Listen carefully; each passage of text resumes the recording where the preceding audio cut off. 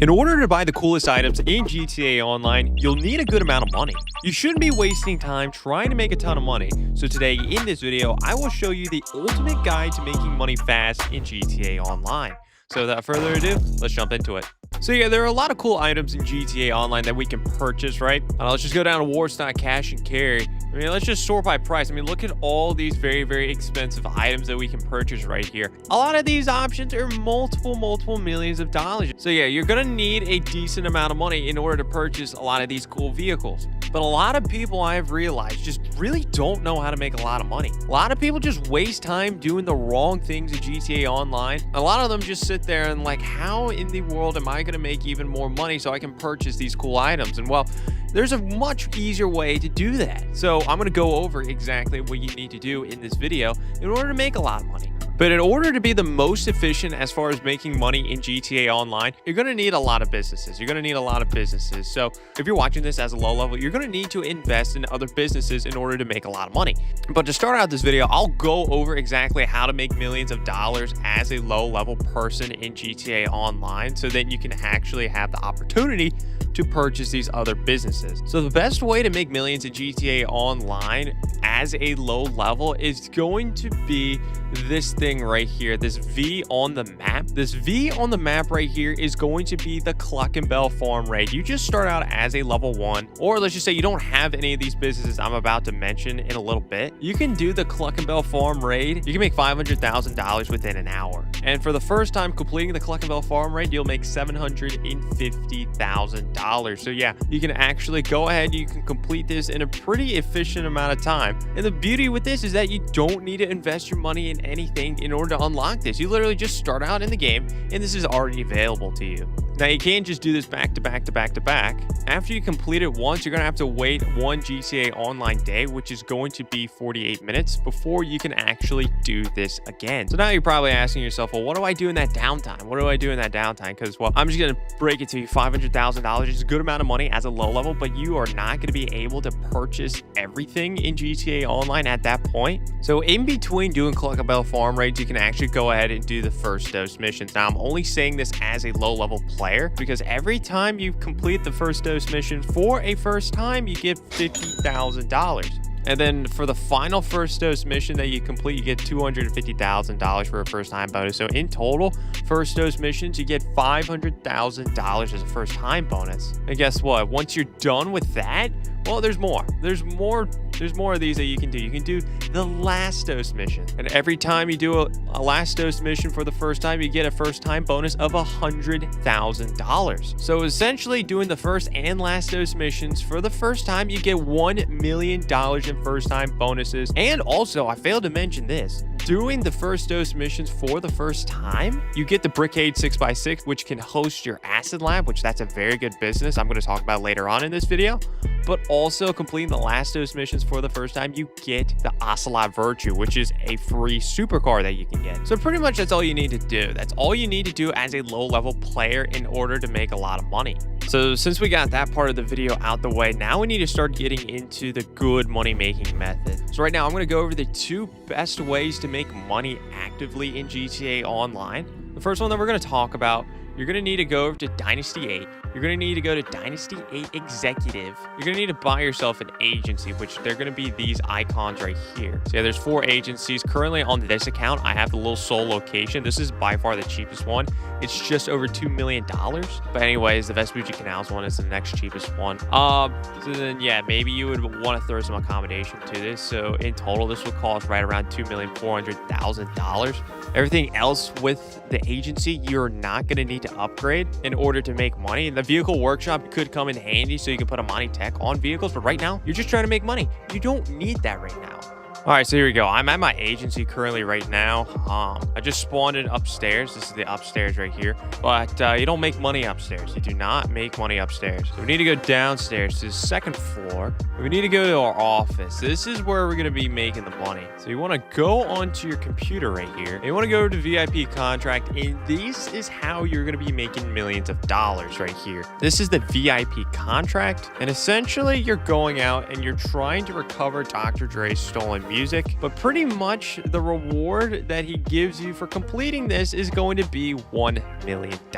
And you can complete the contract, I don't know, you can probably complete the contract between an hour and 15 minutes, something like that. So yeah, you're making $1 million every hour. Let's just say an hour, 15 minutes. That's a really good amount of money. And that's not a lot of time either. It's definitely better than the Cluck and Bell farm rate. It's definitely a big step up when it comes to that as far as how much money you make in a certain amount of time. And when you do this for the first time, you get $700,000 in first time bonuses. But then after that, you're making $1 million. So yeah, this is definitely going to be a great way to make money. This is the second best active way to make money. But yeah, let's go over and let's talk about the best way to make money actively. And once again, you're going to need to purchase something. So we need to go over to the internet. This time we're going to go to Warstock Cash and Carry, and it's going to be via the Kasatka. So right now on my screen, you're not going to get a good idea how much this is going to cost you just because I already have this on this account. But essentially, in order to purchase the Kasatka, just plain without any upgrades, it's going to be $2,200,000. And honestly, just to start out, spending $2,200,000 on this is completely fine, because you just need the Kasatka in order to do the main money-making method, which is going to be the Cayo Perico heist. All right, so currently right now we're at the Kasatka. This is what it looks like, and this is the main area right here. This is where you need to go. This big screen right here, you want to access this screen, and this is where you're going to be doing the Cayo Perico heist. And the Cayo Perico heist is going to be the best way to make money in GTA Online actively. So the Cayo Perico heist, it varies, but for the most part, you can make anywhere from $900,000 to $1.1 million. Unless if you get the pink diamond, which is the best primary target, then you can make upwards of 1.4 million. So yeah, making like $900,000 of profit, like that is like the worst case scenario with the Cayo Perico heist. That is not as much money as the contract, but you can complete this a lot quicker. Like for me, I can complete the Cayo Perico heist anywhere between 45 and 55 minutes roughly, just depending on what setups I get. But anyways, a big thing with the Cayo Perico heist, one thing you need to pay for the Kasatka, which is 2.2 million. But every time you want to run a Cayo Perico heist, you're gonna have to go to this screen, press right on the D-pad, and the setup cost is $100,000, which is a little steep. So when I'm saying $900,000, that's profit. So at the end of the heist, you're gonna be making like $1 million at its lowest. But then I'm also taking into account that we had to pay $100,000 to set it up. So that would be $900,000 roughly.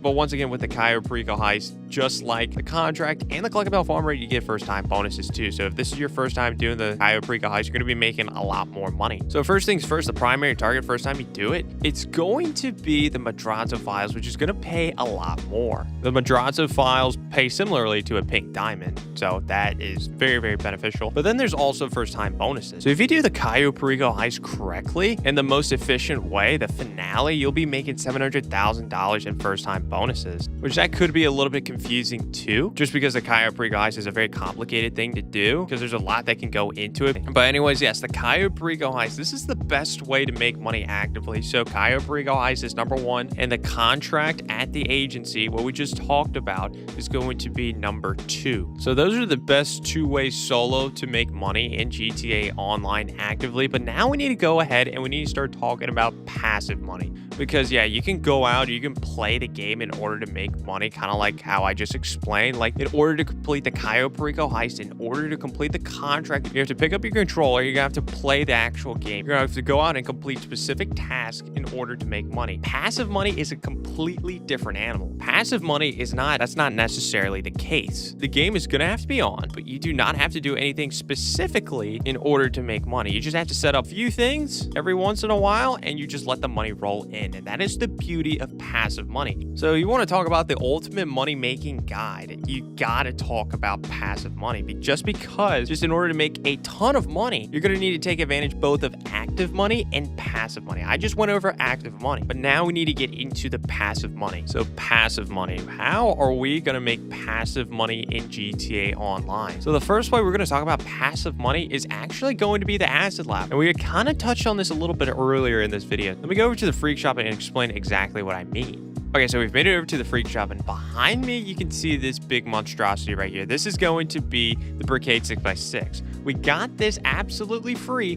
when we completed the first dose missions. That's what I just touched on earlier in this video. But let's just say we didn't do that. Let's just say we didn't do that, right? But now we're going to be using the Brickade 6x6 to make money. So we just got the Brickade 6x6 for free for completing the first dose missions. But let's just say we didn't do that. Let's just say we didn't do that, right? Well, it's going to cost a lot more. You go over to Warsaw Cash and Carry. I need to scroll down a little bit. And here we go. This is the Brickade 6x6. So yeah, we got the Brickade 6x6 for absolutely free. But now we need to upgrade this thing into an asset lab. That's going to cost us $750,000, which isn't a lot of money. That's not a lot of money. Now that you know that you can make a good amount of money with the Cayo Perico heist, the contract from Dr. Dre, you can easily make $1 million in roughly an hour. So yeah, $750,000, not bad. And now you've just turned this thing into a money-making machine. So yeah, now on the inside, we can actually make product. Product is going to be acid. And well, essentially, you're going to need supplies. And once you get supplies, that supplies are going to turn into a little bit of product. Then once you have that product, you can sell your product. Like right now, my product has a value of $219,000. So the acid lab is not going to make like the raw numbers like a Cayo Perico heist or the contract. It's not going to make like $1 million per time, but this is just a way you can make money in the background while you can do those other heists. Another thing with the acid lab too, I need to go outside to show y'all this. So yeah, we need to go over and talk to Mutt. We need to customize the acid lab. You can upgrade the acid lab. You can get the equipment upgrade. The equipment upgrade is going to cost an extra $250,000, but it's going to be locked. You're going to need to do 10 Fulligans jobs. In order to do Fulligans jobs, you can either talk to Dax, which he is somewhere in here in the freak shop. Yeah, you can go over here, you can talk to Dax in order to do a Fulligans jobs, or when you're outside, you can call up Dax and you can start up a Fulligans job. So yeah, if you do 10 of those, you can actually unlock the equipment upgrade, and that's going to make your acid lab a lot more profitable. But yeah, that's going to be your fastest way in order to make passive money, just because you should be doing the first dose missions when you just start out GTA Online. So now let's go over another way to make good passive money in GTA Online. So we're going to talk about the bunker. So yeah, these are the bunkers right here. On this account, I have this location right here, the Chumash bunker. I think, yeah, this one's going to be the cheapest one right here, the Polito Forest bunker. It starts at 1.1 million, but probably not the best one to get. Honestly, one of the ones the Chumash bunker I really like. It's really, really cheap for its location. Anything closer to the city is going to be more expensive. But anyways, yeah, let's go ahead and let's just start talking about the bunker. So the bunker, you don't need to get any upgrades from right here. Maybe personal quarters. That's pretty much it as far as like necessary needs. All right, so here we go. I am at my bunker right here now. Let's go over the main upgrades that you're going to need to get at your bunker. So yeah, we're on the screen right here. Let's go down to buy upgrades, and you're going to need the equipment upgrade and the staff upgrade. These are going to make your bunker run more efficiently, and this will also increase the value of the product. So the equipment upgrade for the bunker is going to cost you $1,155,000, and the staff upgrade is going to cost you $598,000. So it's going to cost you in total $1.7 million more, but the bunker is a very, very good business. With all of these upgrades, you can sell the bunker for over $1 million. And that's even before you can even get a high demand bonus. If you have full supplies, that'll equate to 1/5 of your stock. So you just need to resupply your bunker 5 times, which is going to cost a little bit. It's going to cost a little bit. You have to purchase supplies. Oh yeah, I haven't really talked about that either. With the acid lab and with the bunker, you're going to have to purchase supplies. Unless if you do a stash house, which you can get supplies for free then, but you can buy supplies here for $75,000. But as you just heard me say, if you have maxed out stock, you can sell this for $1 million. So that would be $375,000 worth of supplies, and that would make you over $1 million. So that's just over $600,000 worth of profit.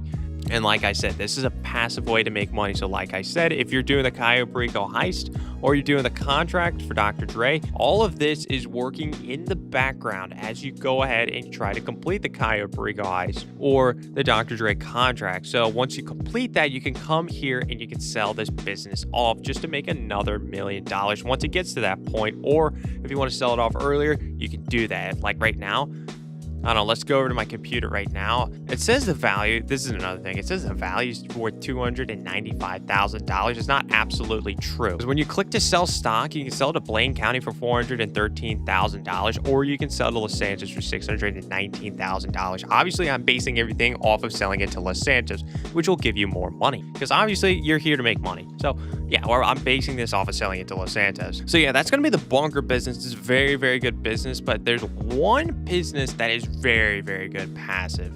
It's by far the best passive business in the game for a multitude of reasons.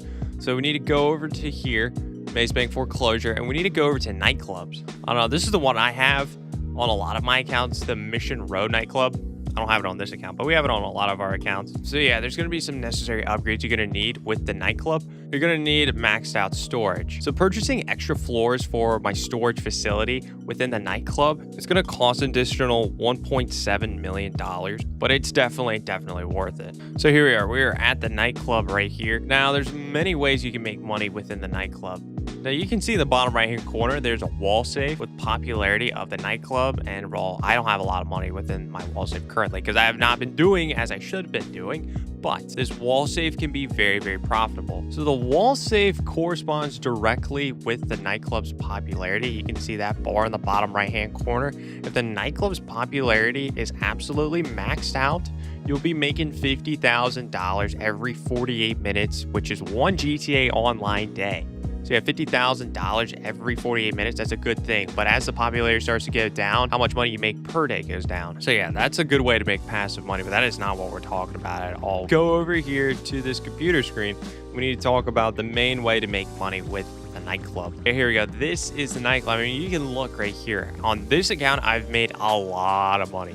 Made a lot of money with just the nightclub. I mean, look at this. The nightclub itself, the method I just showed you, I've made 16 million off of that.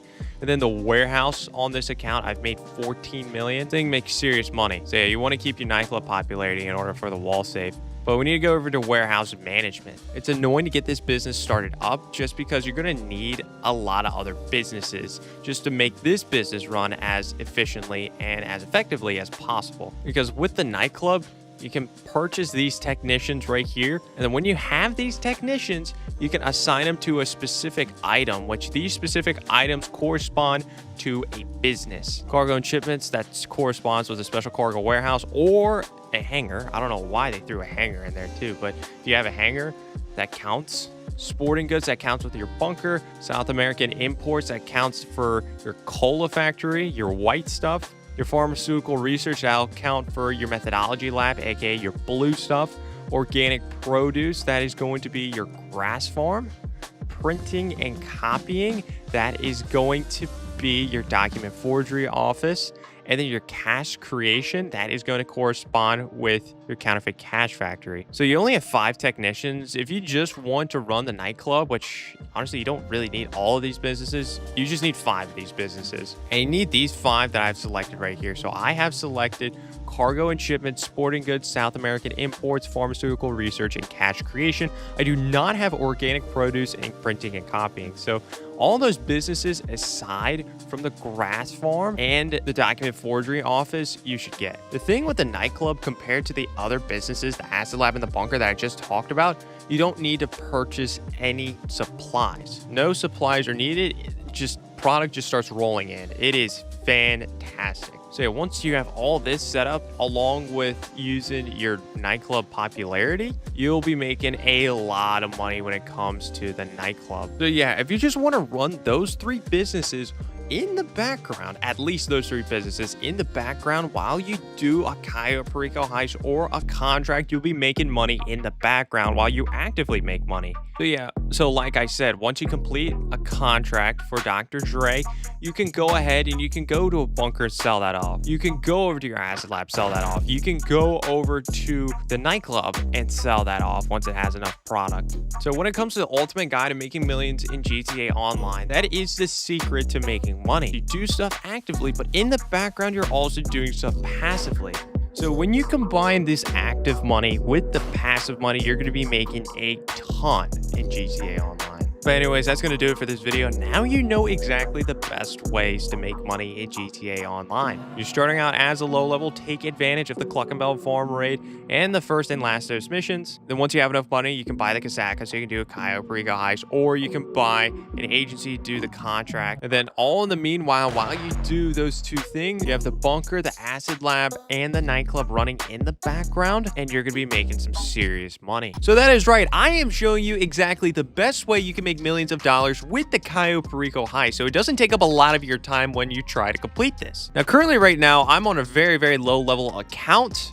This is a level 14 account, and I just bought the Casaca on this account. So I have never done a Cayo Perico heist on this account before. I'm going to show you exactly how I set up this heist from the get-go, and I'm doing that so you don't make any mistakes as you go along, because this first mission that we're going to get into is very, very important on how the rest of this heist is going to go. Oh yeah, but before we actually get into it though, I need to go over something. So right now I'm in the Casaca. If you don't know what the Casaca is, it's here on Warstock Cash and Carry. It's this thing right here. It's this big submarine. That's what I'm currently staying in at the moment. And this thing costs $2,200,000. So in order to get this thing, it's going to be a little bit of a hefty purchase, especially as a low level, but you just saw this account. I'm a level 14 on this account. I'm able to purchase the Casaca as a level 14 on this account because I've done the correct things in order to make money as a low level to get my hands on this Casaca. But yeah, once I purchase the Casaca, I haven't purchased anything else with the Casaca. Now, maybe in the future, I would get the Sparrow just because this will help us travel around the map a lot easier. But for right now,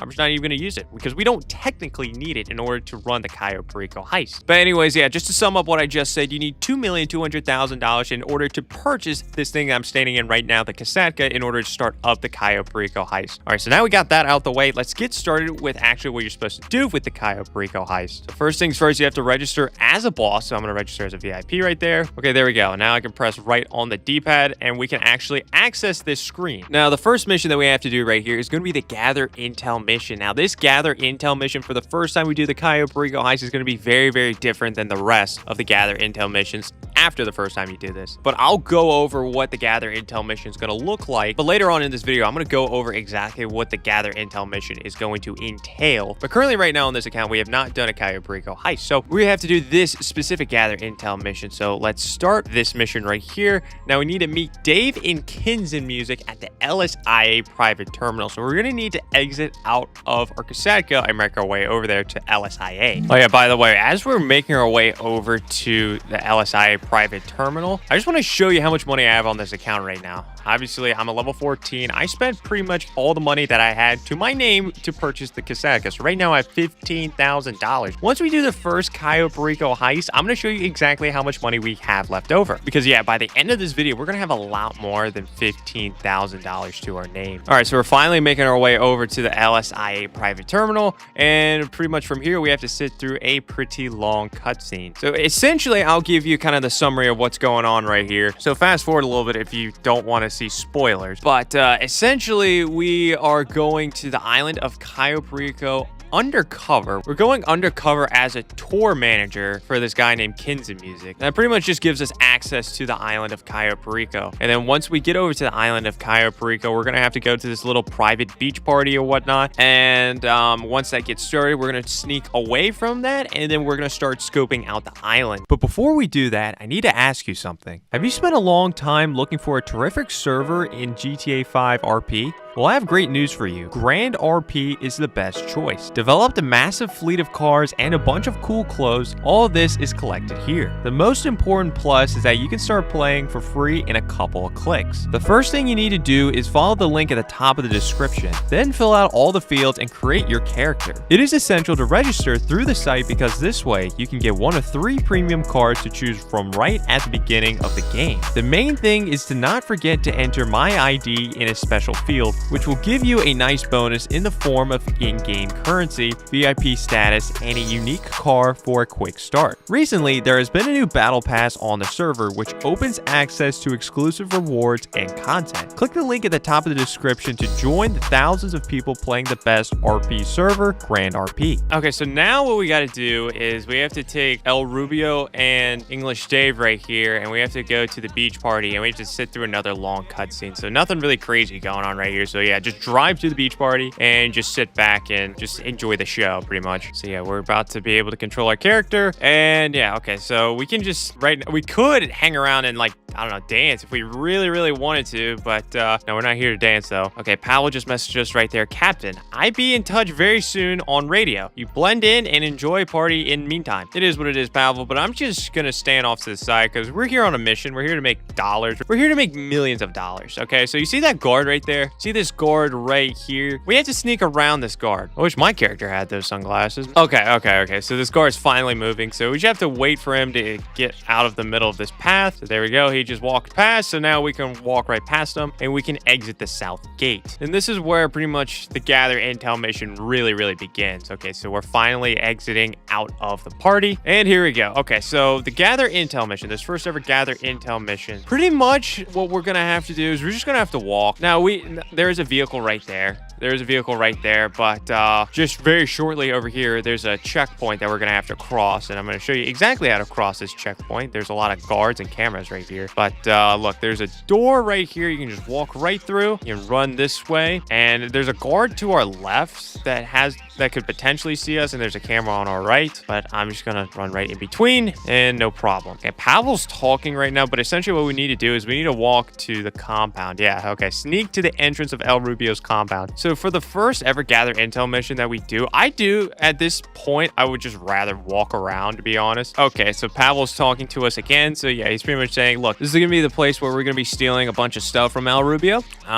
In order to look at the contents of the safe though, or exactly where our primary target is for this heist, we cannot actually get inside of the compound. So right now, Pavel's trying to find an access point. He's trying to find an access point so we can actually go ahead and figure out what's our primary target. But essentially, we're trying to find the communications tower, which is this big freaking... Okay, there's grass in the way, so I'm trying to pan to it. Bro, cut your grass, dude. See that big tower right behind me? That's where we're trying to go to. That's where we're trying to go to right here. It's a pretty easy target to spot because, well, it's by far the highest spot. So we pretty much have to go here to figure out what our primary target is. All right, so we need to search for the signal box, and the signal box is going to be this communications tower. So we have to climb up, but yeah, this is a signal box. Now we have to hack into the signal box. This is a good scenario for me to show you exactly how to do this hack. So there's 3 different icons that you can get right here, and pretty much in order to complete this, you're just doing math. So there's 3 different icons on the right hand side, and there's 3 different numbers on the left hand side, and you can click on a number on the left and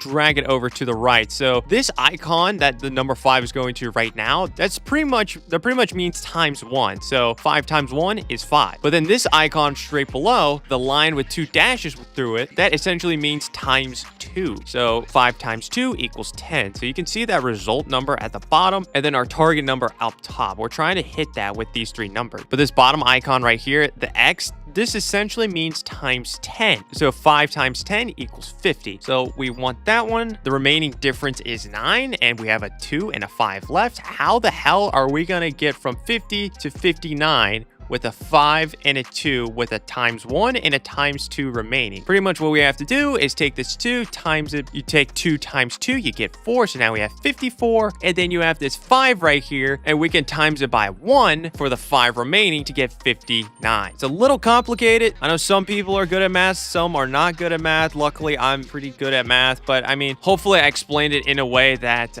can help you out. But essentially, that's what those icons represent. But anyways, that gives us access to the Sightseer app to access the security camera. So let's go ahead and do that. We pull up our phone, we go to this app right here, the Sightseer app, and we have to sit through another little mini cutscene. But essentially, this is proving that El Rubio is a bad person. He's taking this guy right here, this guy in the orange Hawaiian shirt. We just met him when we first landed on the island of Cayo Perico. He worked for El Rubio, and obviously El Rubio is not very happy with him. So what is he gonna do? We're gonna prove that El Rubio is a bad person. El Rubio forces him to get in there with a hungry panther, essentially, and the panther eats him. Yeah, it's pretty miserable. Okay, so after that cutscene, we need to search the cameras to find the Madrazo files. So we're on this camera right here. We just need to keep scrolling right. So this is the courtyard. Yeah, we need to go to the basement. The basement is the one that we want. Now we need to pan the camera from the basement over to the left, and you have this guy right here, and he has the safe opened up, and you can see right there that little tube right there next to those bullets.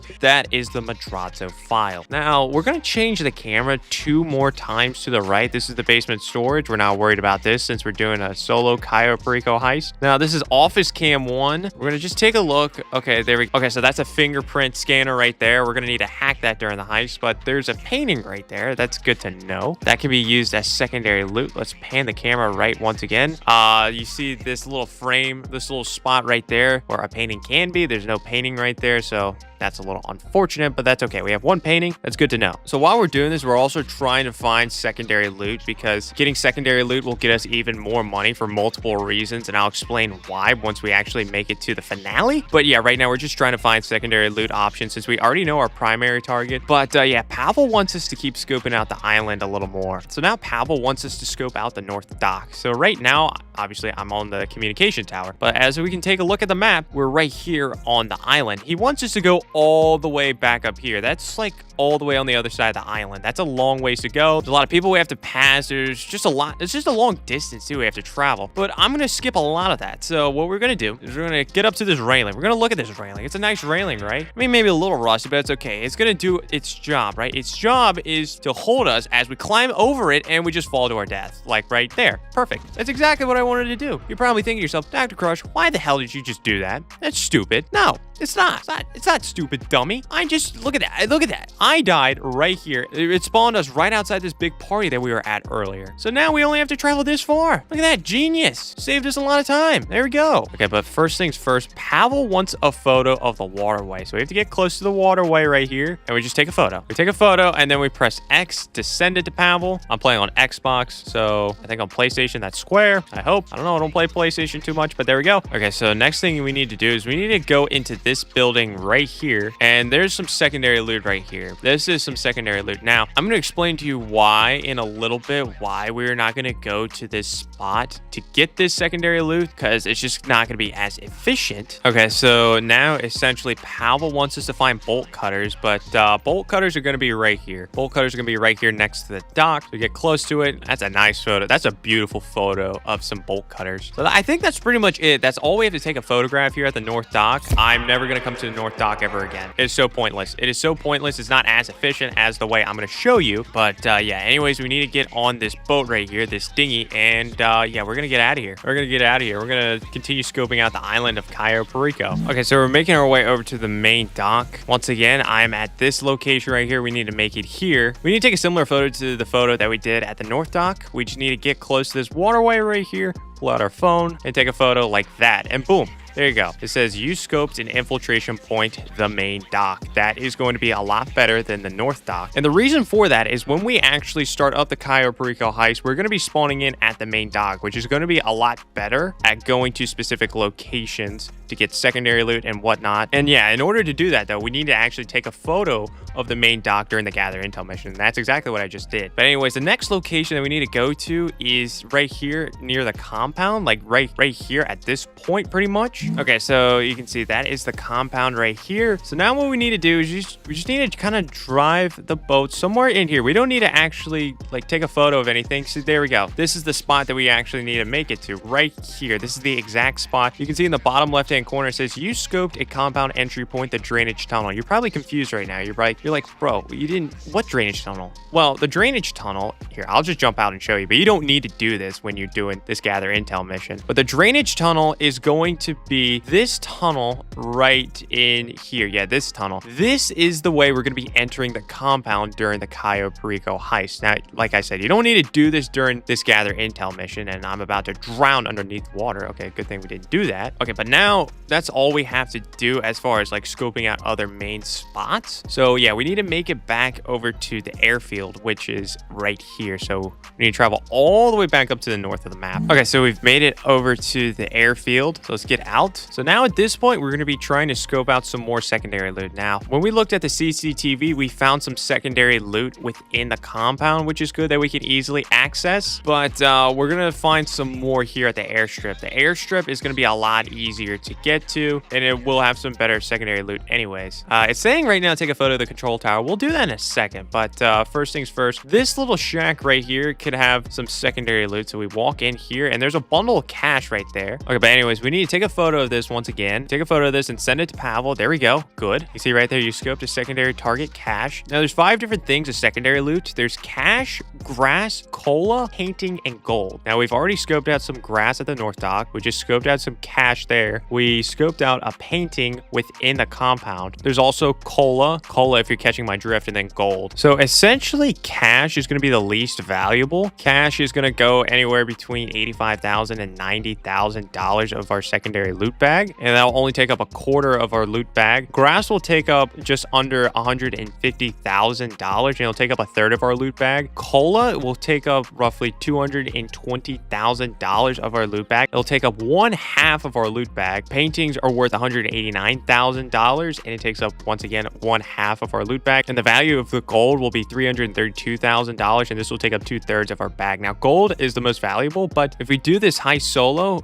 we will not have access to getting gold. So we just have to ignore gold. So that just leaves cash, grass, cola, and paintings. But yeah, anyways, I just wanted to go over that because that's kind of important with this heist. But this next spot, though, we need to go to this hangar. We need to go to this hangar to look at some more secondary loot locations. So there's 2 more secondary loot locations right here. So we have 2 things of grass right there. So we need to take a photo of both of these. But then the final loot location is going to be up here. So we climb up this box, we climb up this railing right here, and yeah, there's 2 more loot locations. So it's another thing of grass and another thing of cash. So let's take a photo of both of those just to have on hand. So during the finale, we're going to come up to the airstrip and we're going to be getting all this secondary loot. But there we go. Okay, so now Pavel wants us to take a photo of the control tower. The control tower during our heist isn't really going to matter. Like the way I'm running the heist, the control tower really doesn't matter but so much. But yeah, let's take a photo of the control tower. Boom, there we go. And yeah, that should be pretty much it with this gather intel mission. That was a lot that we had to do. But yeah, since we got it all the way done now, it's going to make our life a lot easier when we actually do the Cayo Perico heist, since we actually set it up the right way. So we've made it back to our Casaka, so let's go ahead and continue setting up this heist. So we need to go back to our planning screen right here. And this screen right here, it says Madrazo files located, intel complete. Prep equipment phase now can be initiated. Mandatory prep work must be completed to unlock the finale. So this is the next part where I'm going to explain exactly what we got to do. This tab is still the intel tab. We can go back if we really wanted to the island of Cayo Perico and just scope out more stuff, but obviously we don't need to do that since we already took care of that. So let's scroll over to the prep work. So this is the spot where we can start up the other setups in order to start up the finale. All right, so here we go. We have approach vehicles right here. We have equipment. We have weapon loadout,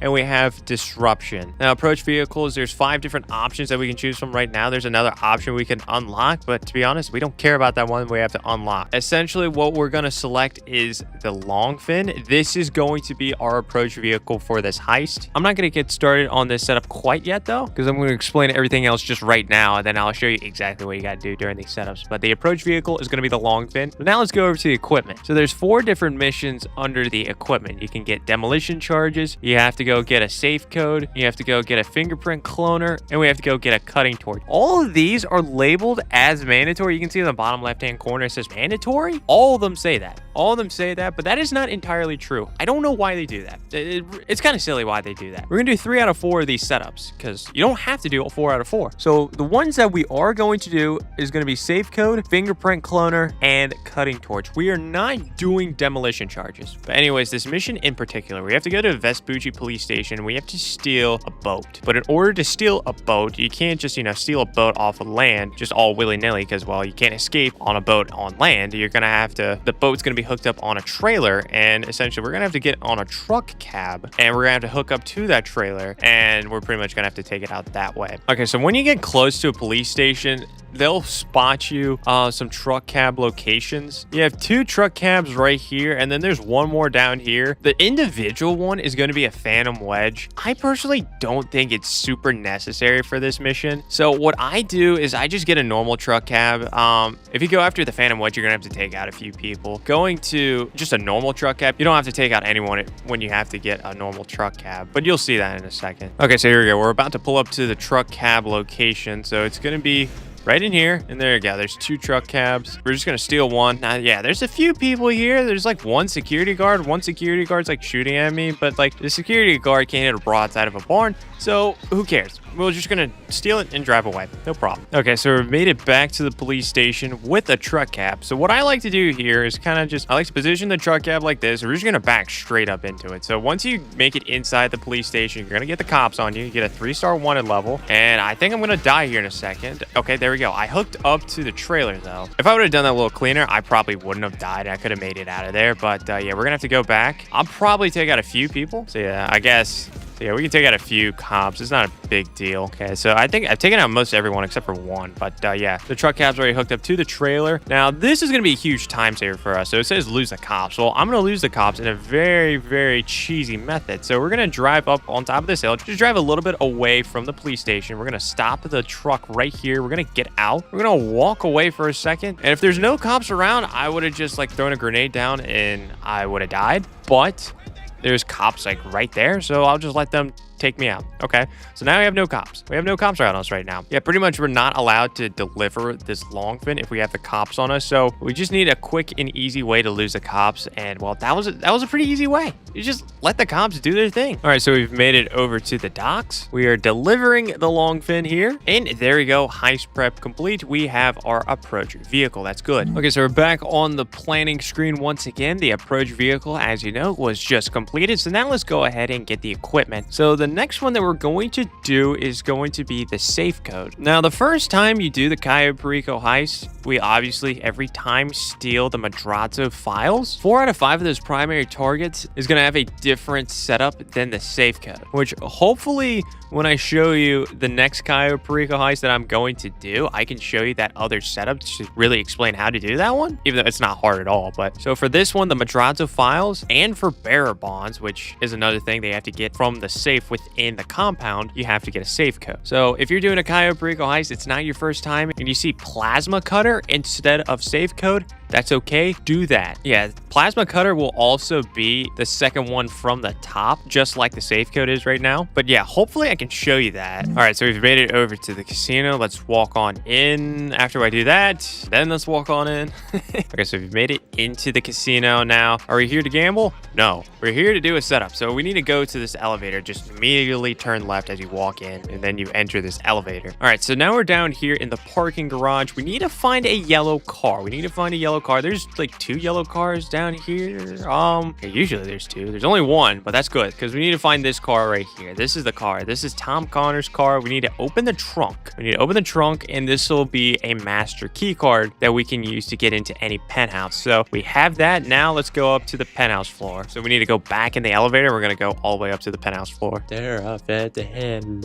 Okay, so here we go. We are at the penthouse floor. So now we need to kind of just run around. We need to try to find the exact penthouse that these guys are going to be in, and a huge indicator will be 2 security guards right out front. So obviously we need to take those security guards out. Now we need to head inside of this penthouse. Okay, so we're in the penthouse now. This guy, he'll either be in one of 3 different locations. I'll show every single location, but okay, this guy's shooting me, bro. First location is gonna be right over here. There he is. Okay, I died. I took out the guy that had the safe kids, which is good. Every time you die though, you spawn outside of the penthouse, so you're gonna have to sit through that cutscene, that small little cutscene, to get back in the penthouse. But yeah, we walk in, you take a left. There's 2 people. So yeah, the head of security was in this room. This is one location you could be in. I'll go to the other locations after I pick up the safe code. All right, so the other 2 locations where the safe code can be, one location is gonna be all the way down this way. I got another guy. He'll be at the end of this bar, like probably where I'm aiming right now is pretty much where he would be. All right, so I just died. Okay, I don't think it's gonna let me back in. Can it let me back in? Yeah, no, okay. So fortunately, I was not able to show you that last location, but just to kind of give you a rough idea, if it's not in any of those 2 locations I just showed you, as you walk into that penthouse, you need to take a right. It's gonna be somewhere that way instead of going left like how I did. But anyways, we need to exit the casino now. So just walk out right here, and now we just have to lose the cops. There's no special method to lose the cops with this setup, but yeah, just lose the cops normally. It's not a big deal. Okay, there we go. All we had to do is just lose the cops, and then the heist prep is complete. So I'm gonna head back to our Casadgas to start up the next prep work mission. Okay, let's get into the next equipment setup right here. So we just did safe code. Now it's time for us to get fingerprint cloner. And this is going to be an important part of the heist finale too. So yeah, let's go ahead and let's go get that fingerprint cloner. So we need to head over to a warehouse. So I got to drive all the way there. Okay, so we've made it over to the warehouse. That warehouse is going to be right here. There's 2 security cameras right out front. For this spot, we don't really care about the security cameras because we're gonna have to take out a few people anyways once we get inside. So we're inside now. There's 4 people we got to take out, so we just have to easily take them out. Okay, there we go. All of them are taken out. Now we need to go over to this computer. Okay, then we have to do this hack. You have to time up the red letters as they enter this blue line. Okay, there we go. And that pretty much is locating the archive. We came to this warehouse to locate an archive where our fingerprint cloner is going to be at. So we have to exit this warehouse and we have to get back in our vehicle. And now we have to go to the archive. Okay, so here we go. We've made it over to the archive. This particular one is underneath the pier. So these security cameras, though, I prefer to take these out. So just shoot them and they'll just fall over like that. There we go. So now we can sneak into the archive. And pretty much what we got to do is just run all the way back of this archive. And it's going to be in this particular location. You just kind of have to walk around like these tables. And yeah, once you get somewhat close to it, it'll say you've collected the fingerprint cloner. Nothing really crazy going on here. So now we can exit the archive, and now all we have to do is just deliver the fingerprint cloner back to the Casaca and we'll be good to go. All right, there we go. Fingerprint cloner has been delivered. Okay, once again, we're back at the planning screen. So there's one more equipment setup that we're gonna do. Like I said, it's going to be the cutting torch setup. Let's start that up. And we have to go to a construction site. All right, so we've made it over to the construction site. Let's get out of our vehicle right here. Now, before we actually walk into the construction site though, let's head this way. And right here is going to be a hard hat. Let's go equip this hard hat. And now we can walk right past a lot of these guys and no one will suspect a thing. Yeah, we need to search toolboxes. And well, luckily the game makes it pretty easy to find toolboxes because you can see right there, they have a green arrow pointing exactly where these toolboxes are. And they also make it easy once you actually find the cutting torch because the cutting torch is bright blue. Pretty obvious when you find a cutting torch, but that toolbox didn't have one. And we strike out and miss right there. Here's another one. There it is. See, this thing is so blue. It's so, like, you know it once you see it. So there we go. Okay, and sometimes this happens. When we lean down, somehow our hard hat fell off. And yeah, everyone is pissed off when you don't have a hard hat on. Deliver the cutting torch back to the Casaca. There might be some enemies coming after us, but it's not the biggest deal in the world. We're in at least I'm driving a Duke of Death right now. If you have a Sparrow, you can just easily fly away. No big problem at all. Okay, there we go. We have delivered the cutting torch back to our Casaca, so heist prep is complete. So that means we have one more setup that we have to do, and we have to go get our weapon loadout. Now, like I said, we are going to get the aggressor weapon loadout. Now, you can also get suppressors too. Do not pay for this, even though it's $5,000. Don't pay for this. We can get this for absolutely free. So anyways, yeah, let's go ahead and let's get the aggressor weapon loadout. Now, we're looking for something that doesn't say Merryweather HQ. And look at that. It says Merryweather HQ. We don't want that. We don't want that. That is a very, very long setup mission. It is very boring. Yeah, we're not doing that. I'm sorry. We're just not doing that one. So just jump to a new session. Essentially with that mission, you would have to go over to the Merryweather dock down at Elysian Island, and you would have to follow this helicopter all the way across the map to a certain location. Then you got to take out like 20 people, something like that. And then you go inside of an Avenger just to pick up a weapon loadout. And then at that point, you have to deliver the weapons back to your Casaca. It's annoying. It's annoying, bro. But yeah, we're looking for something that doesn't say Merryweather HQ. There's 2 different types of missions you can get. That one that I just explained, and then the one that we're gonna do. See, okay, that doesn't say Merryweather HQ. That's good. That is 707 Vespucci. Okay, so we're back on our planning screen right here, and it says mandatory prep work complete. Finale access granted. Planning phase can now be initiated to increase chance of success. Continue scoping for additional intel, which we're not doing. Complete optional prep work, which we're not doing because that's going to be a waste of time. So yeah, we're pretty much what they said. We're ready to go if we want to, which obviously we want to because we want this to take as little time as possible. So we need to go to the finale screen right here. We need to scroll down to start.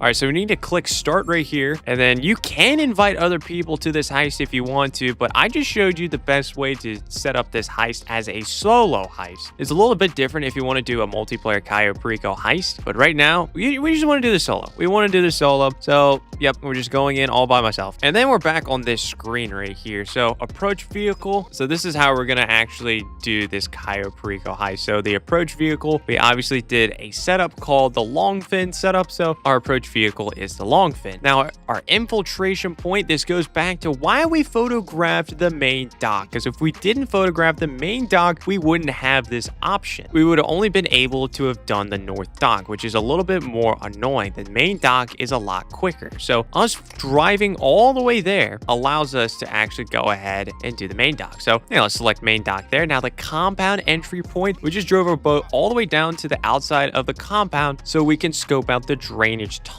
So that is going to be our compound entry point. Our escape point does not matter. Just follow exactly what I do to escape the island of Cayo Perico. But anyways, on this screen right here, you can select whatever you want. So I'm just going to select airstrip, even though we're not getting anywhere near the airstrip. Now the time of day, you can do this at night to make it even easier for yourself, but you don't even have to use that though if you don't want to with the method that I'm about to show you. Now let's go to weapon loadout real quick. Now obviously we have the aggressor weapon loadout. So obviously we didn't pay for suppressors, but we can get them for free. You just have to press the A button twice, 1, 2, and there you go. We just have suppressors on our weapon. That was the reasoning why we scoped out the island the way we did, and that is why we set up the heist the way that we did. So yeah, we're ready to go with the Cayo Perico heist. Let's go park our boat somewhere in here. That's not what I wanted. Okay, anyways, let's get off the boat right here. Now we need to take out two people.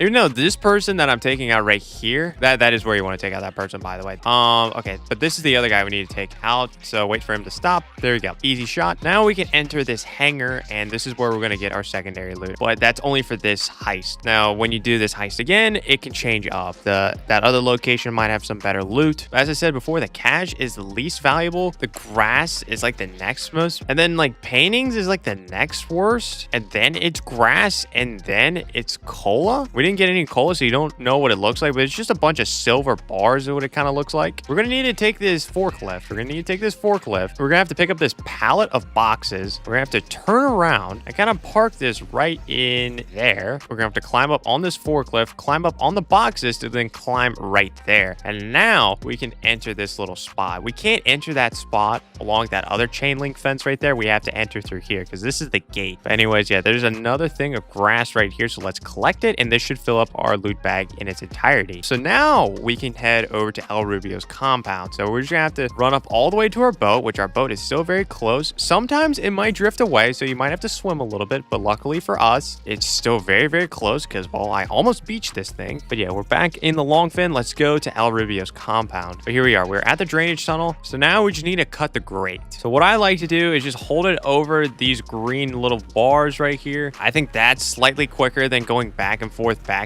if you're accurate with it. But I mean, it doesn't matter. Just cut it open. It's not the biggest deal in the world. Okay, there we go. The grate has been cut open. So now we just need to swim to the end of this drainage tunnel. All right, here we go. We are inside the compound. Now follow exactly the way that I go because I'm about to run through this very quickly. So walk up these stairs and then immediately take a left. Take a left right here. Walk through here. Walk under this passageway. Take a left right here. Now we're going to climb over this ledge. Now there's a guard looking straight ahead where I want to run. He just turned around. That's good. The guard that I'm talking about is that guard right here. He's walking away. That's good. Now, there's a guard right here. Smack him in the back of the head, and now he's dead. Now we need to climb up here, and there's a guard right here. Smack him in the back of the head. That's good. And we picked up gate keys. That's also good. But anyways, we're inside of his compound. Now there's a secret safe. There's literally a secret safe. This is the secret safe right here, similar to the gun locker. You just get up to the safe, press up on the wall, and look at that. There's some cash in there. And that was like, what, $75,000 roughly? That's good. We could do the fingerprint cloner right here. We can do that, but But since we have gate keys, I'm going to show you a different spot. Now we have to make sure that guard isn't really looking. So yeah, that guard isn't looking at all. So we want to come down here, and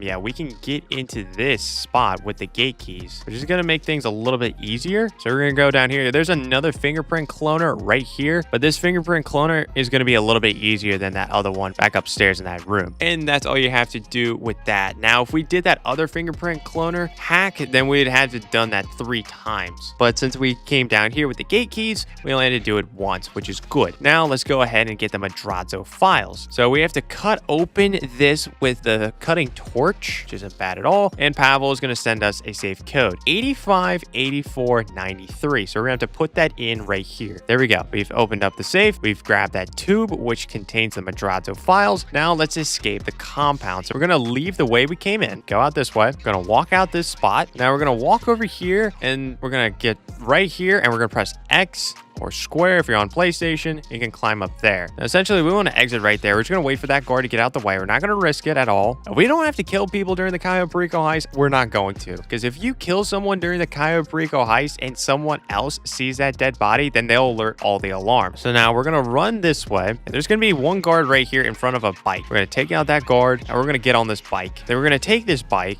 and we're going to drive this way. I want to drive this way, cut over this path, and then drive to the end of this peninsula. So kind of be careful when you drive through here. There's some greenery. There's some things that you can run into like that. That's a good example of running into things. That I'm glad I put that in the video. Way to go, Dr. Crush, you moron. Okay, and then we just jump off here. But now I have a little momentum because, well, I ran into something. But ideally, you would have a lot of momentum and you could just easily just fly off into the distance. Press left on the D-pad once again to equip rebreathers. You can see that at the bottom right-hand corner. It would just swim away from the island. So there we go. The screen's about to fade and boom, there you go. Cayo Perico heist has been completed. Now, this is going to be the first ever Cayo Perico heist I'm doing on this account. So you're going to be seeing a very different payday than what you would normally see. All right, but there we go. Heist has been passed. All right, so we have a potential take of almost 5 million, but our actual take, what we got is $1,491,000, and that's after the fees and everything. But anyways, let's get into the elite challenge. We were under 15 minutes, even though I was explaining everything. Didn't fail a hack. Our secondary loot bags was completely full, and we get an extra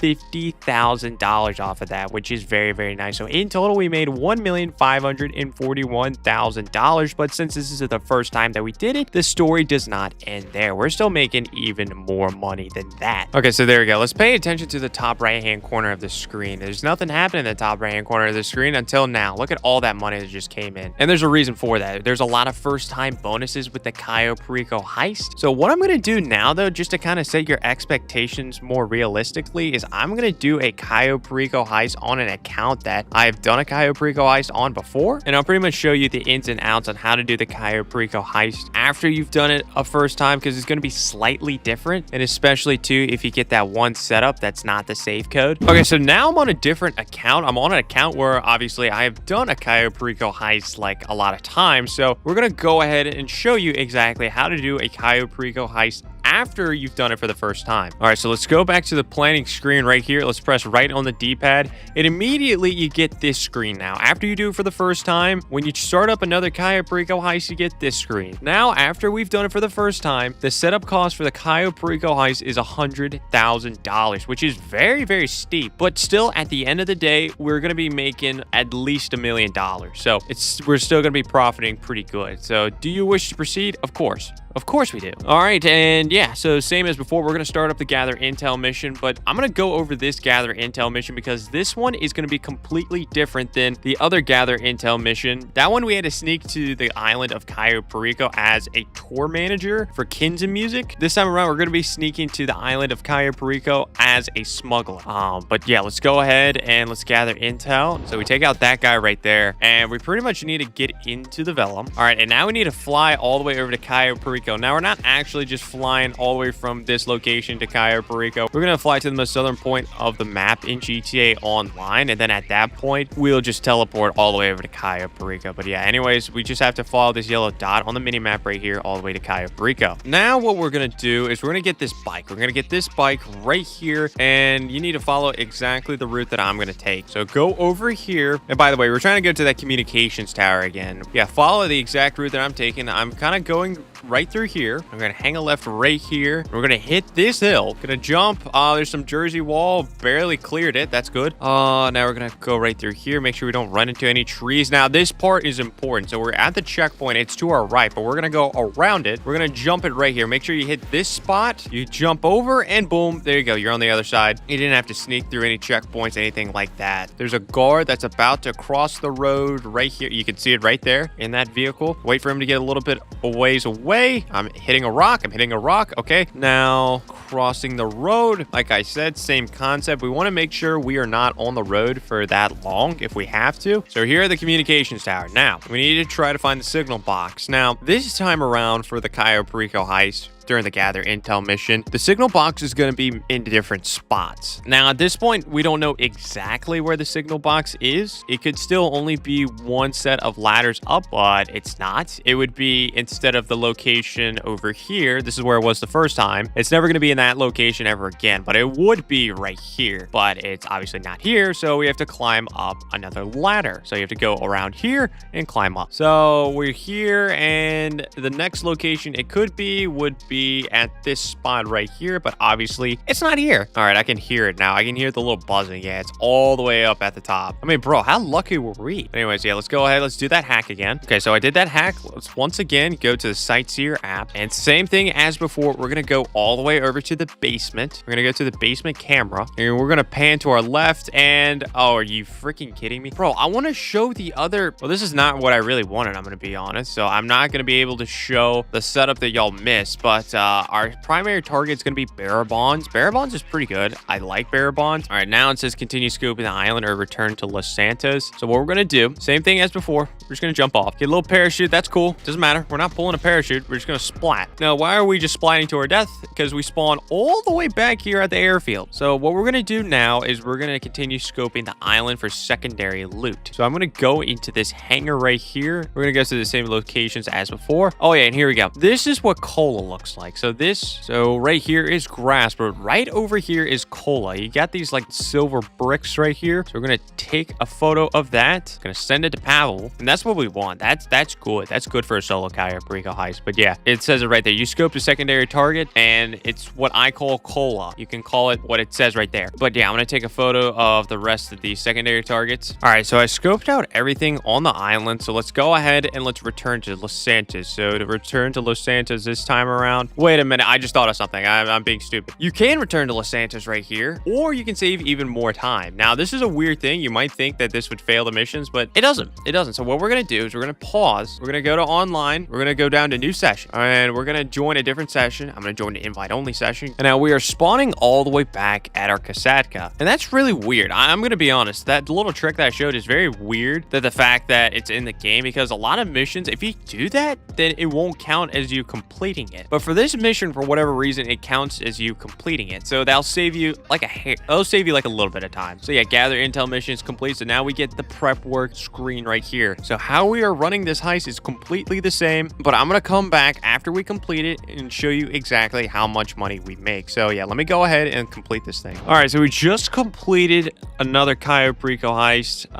This time around, we don't get a long cutscene. We just get this cutscene right here where we give the duffel bag to this guy. He gives us an envelope, but then there we go. We get this screen saying heist passed. All right, so what is our actual take gonna be? Our actual take is gonna be $1,083,000. But once again, we still completed the elite challenge. Did it right around 10 minutes, like I said, even though I feel like I didn't do this as quick as I should have, but still, right at 10 minutes, like I said earlier. Get the elite challenge. So in total, we made $1,133,000. This is gonna be what it's gonna be like every time you do the Cayo Perico heist from here on out after the first time you do it. Unless if you get the pink diamond. If you get the pink diamond, you are in luck because you're going to get paid more money. You'll get paid something like 1.3, 1.4 million in total. But for every other primary target, so that includes Cincimito Tequila, Ruby Necklace, and Bearer Bonds, you're going to get roughly $1.1 million. Now, you got to remember, we invested $100,000 to start up the Cayo Perico heist. So in total, we are profiting roughly $1,033,000. But that's going to be my guide on how to complete the Cayo Perico heist. So if you follow exactly what I did, you should be able to complete the Cayo Perico heist easily. That is why I created this video, is to help y'all get some more money. Because like I said,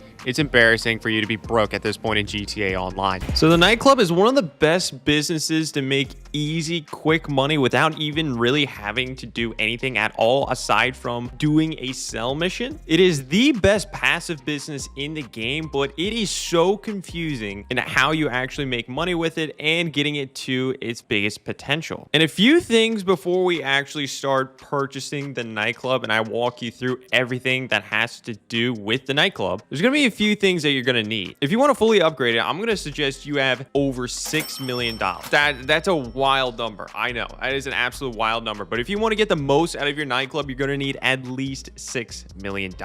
And I'll break down exactly how all that money is going to be played into. But also, if you want your nightclub to be running fully efficient and getting the maximum potential out of your nightclub, you're going to need to have some other businesses in play. You're going to need to have all the MC businesses. So this is my King of Paleto Bay account. So I have pretty much all the businesses already on this account that I need for the nightclub. So like, for example, you need all 5 MC businesses. So that includes the Counterfeit Cash Factory, the Document Forgery Office, the Methodology Lab, the Cola Lockup, and the Grass Farm. All of that on this account I already have. So that's good. And then also you need to have the bunker, which that's right here. And then you need to have a hangar, which I have a hangar all the way down here. You need to have a hangar slash special cargo warehouse. On this account, I have the hangar, so that works. So if you're new to the nightclub, that makes no sense. That makes no sense. But later on in this video, I'll show you where that comes into play. But before you purchase it, you're going to need those businesses. Let's waste no time. All right, so now let's go ahead and purchase a nightclub. So we need to go to the internet. Let's go to Maze Bank Foreclosure. I'm going to show you every single nightclub. So right here, these are all the nightclubs. So there's a total of 10 nightclubs. Some nightclubs are going to be more expensive than others. This one right here, the Elysian Island nightclub, is going to be the cheapest one, but I don't suggest you get this specific location. I mean, just look at it on the map. I mean, this thing is so far away. Like, it's in Elysian Island. Why the hell would you ever go to Elysian Island? The only other businesses that I know that are in this area is going to be some of the MC businesses. Also, if I'm forgetting anything else, that's all I can think of that are kind of in this area. So I really don't suggest you get the Elysian Island nightclub. My personal favorite is going to be this location right here, the Mission Row location. It's very centrally located within the entire map, but it's also a little bit cheaper than some of the pretty close options like this one, for example, Strawberry nightclub. It's just under $100,000 more. Then you also have like the La Mesa location, kind of a little bit more off to the East Coast. But yeah, pretty much all these nightclubs can range anywhere between $1,080,000 to start out, all the way up to this location. No, this location is actually the most expensive. The West Vinewood nightclub is going to come in at $1,700,000. So yeah, no, that's, to be honest, I mean, these are definitely better than the Elysian Island location, but I'm not a huge fan of those. So my favorite is definitely this one right here, the Mission Road nightclub, for $1,440,000.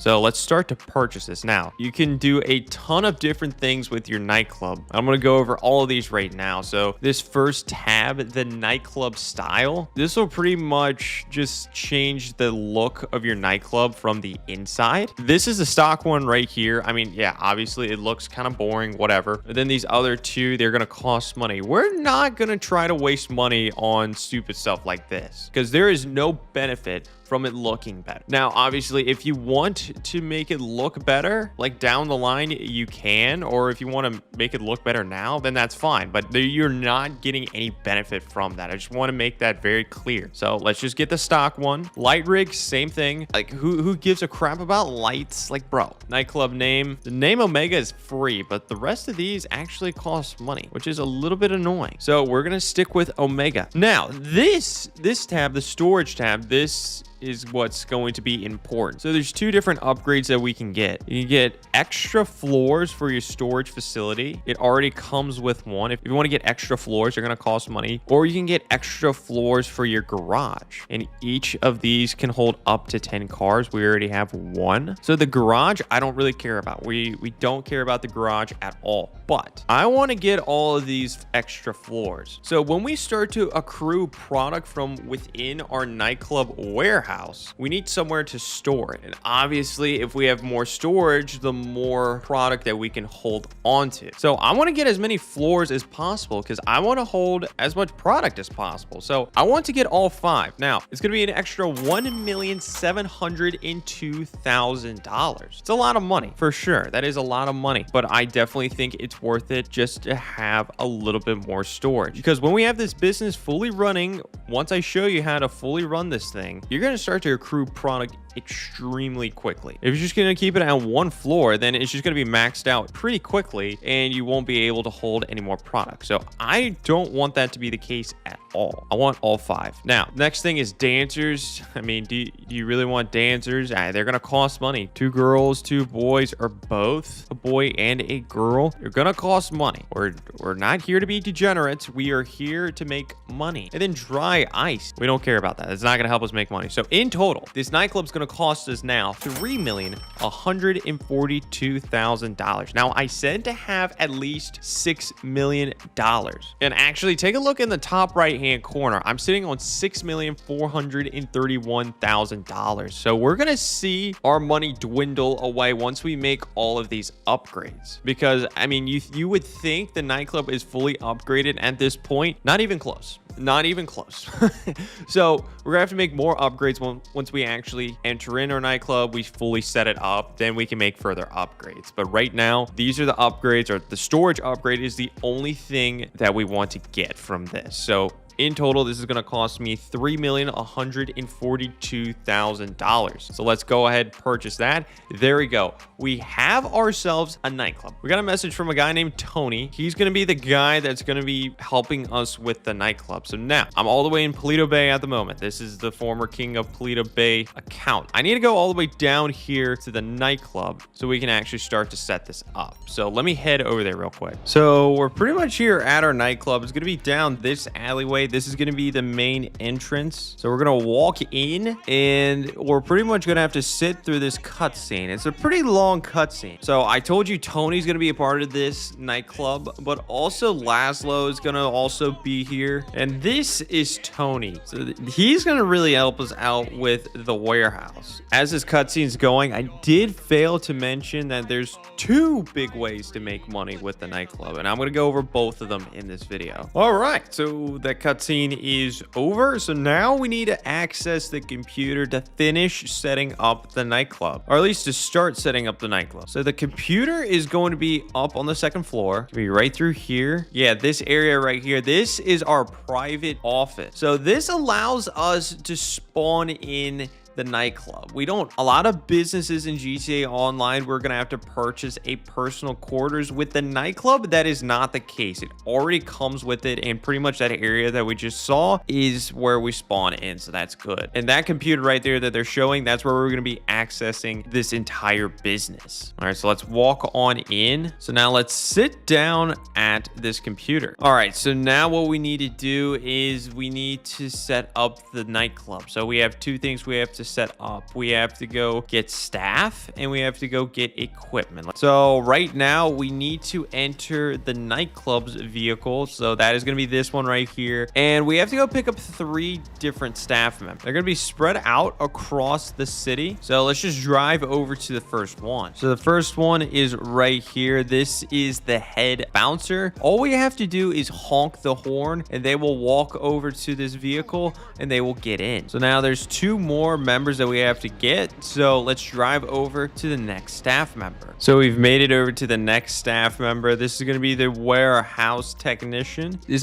guy is actually going to be important. This is Johan. So that's very nice. So now we have 1 more staff member we have to go and collect. The final staff member is right here. This is going to be our head bartender. So now that we have all of these people, we need to go back to our nightclub. So we've made it back to the nightclub and there we go. Mission passed. So after that, we need to go back over to the computer and we need to start up the next mission. So now we need to go out and collect the equipment for this business. So let's go do that. So pretty much for this one, all we have to do is go to a festival and steal a vehicle pretty much. And we need to steal that vehicle and bring it back to the nightclub. So we've made it to the festival and we need to steal the music equipment. So pretty much what this game is wanting wanting us to do is to steal the truck, this big festival bus. That's what they want us to do. So I am in the festival bus. I've ran over a few of the festival goers, and now we need to deliver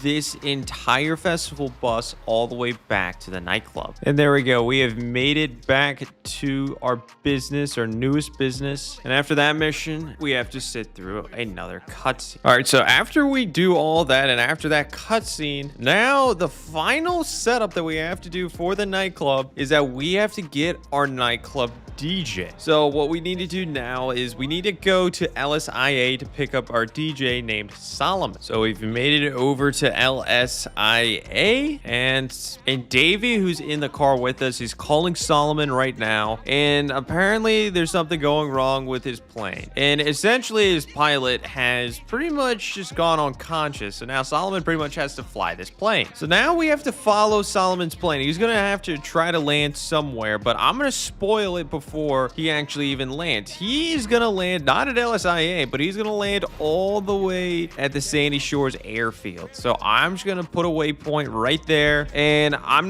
just gonna ignore Solomon's plane. I already know where he's gonna land, so I'm just gonna drive straight there. We're gonna drive straight there, and we're literally just gonna wait for him to land. We've already made it here to the Sandy Shores airfield, and yeah, you can see him in the distance. He is struggling. He is struggling at the moment, but he's not too far behind, and he's about to crash land. And it's gonna be interesting where he's gonna crash land. He's gonna crash land right in between the two paved runways. There we go. He just is playing game to a complete stop. We're literally catching the plane as it fell out of the sky. We have met up with Solomon, and now he's pretty much from this point, he's just gonna go straight to our nightclub after that traumatic experience, and he's just gonna be our DJ. So yeah, now all we gotta do is just drive Solomon back to our nightclub. And just like that, we are back at our nightclub. Solomon, welcome to our nightclub. And just like that, another cutscene. Essentially what's going on here, Solomon is he's just gonna be the DJ. And they're pretty much introducing him as the DJ. So that was the final setup. So our nightclub is fully set up now, which is good, but we're still gonna have to do some more things. Now, I want to go over the two ways we can make money with the nightclub. I'm gonna start out with the easiest method first, and I'd say the simplest method to make money with the nightclub is going to be collecting money from our wall safe. You can see in the bottom right hand corner it says wall safe $0, and after every single GTA online day we will get a deposit of money within our wall safe, and that certain deposit of money that's deposited into the wall safe corresponds with the popularity. You can also see that bar in the bottom right hand corner. The more popularity we have within our nightclub, the more money we will get in our wall safe. So the popularity is pretty much everything that goes on out here. So if our nightclub is popping like that, then the popularity is going to be pretty high. But you know, if our nightclub gets quote unquote stale, then the popularity is going to go down. So there's going to be a method I'm going to show you to keep your popularity up pretty high for not too much money, but it's going to take a little bit of time before I can actually show you how to do. But what we're going to do right now is I am going to get one of the pieces for that method. So this is our full screen right here. I'm going to walk you through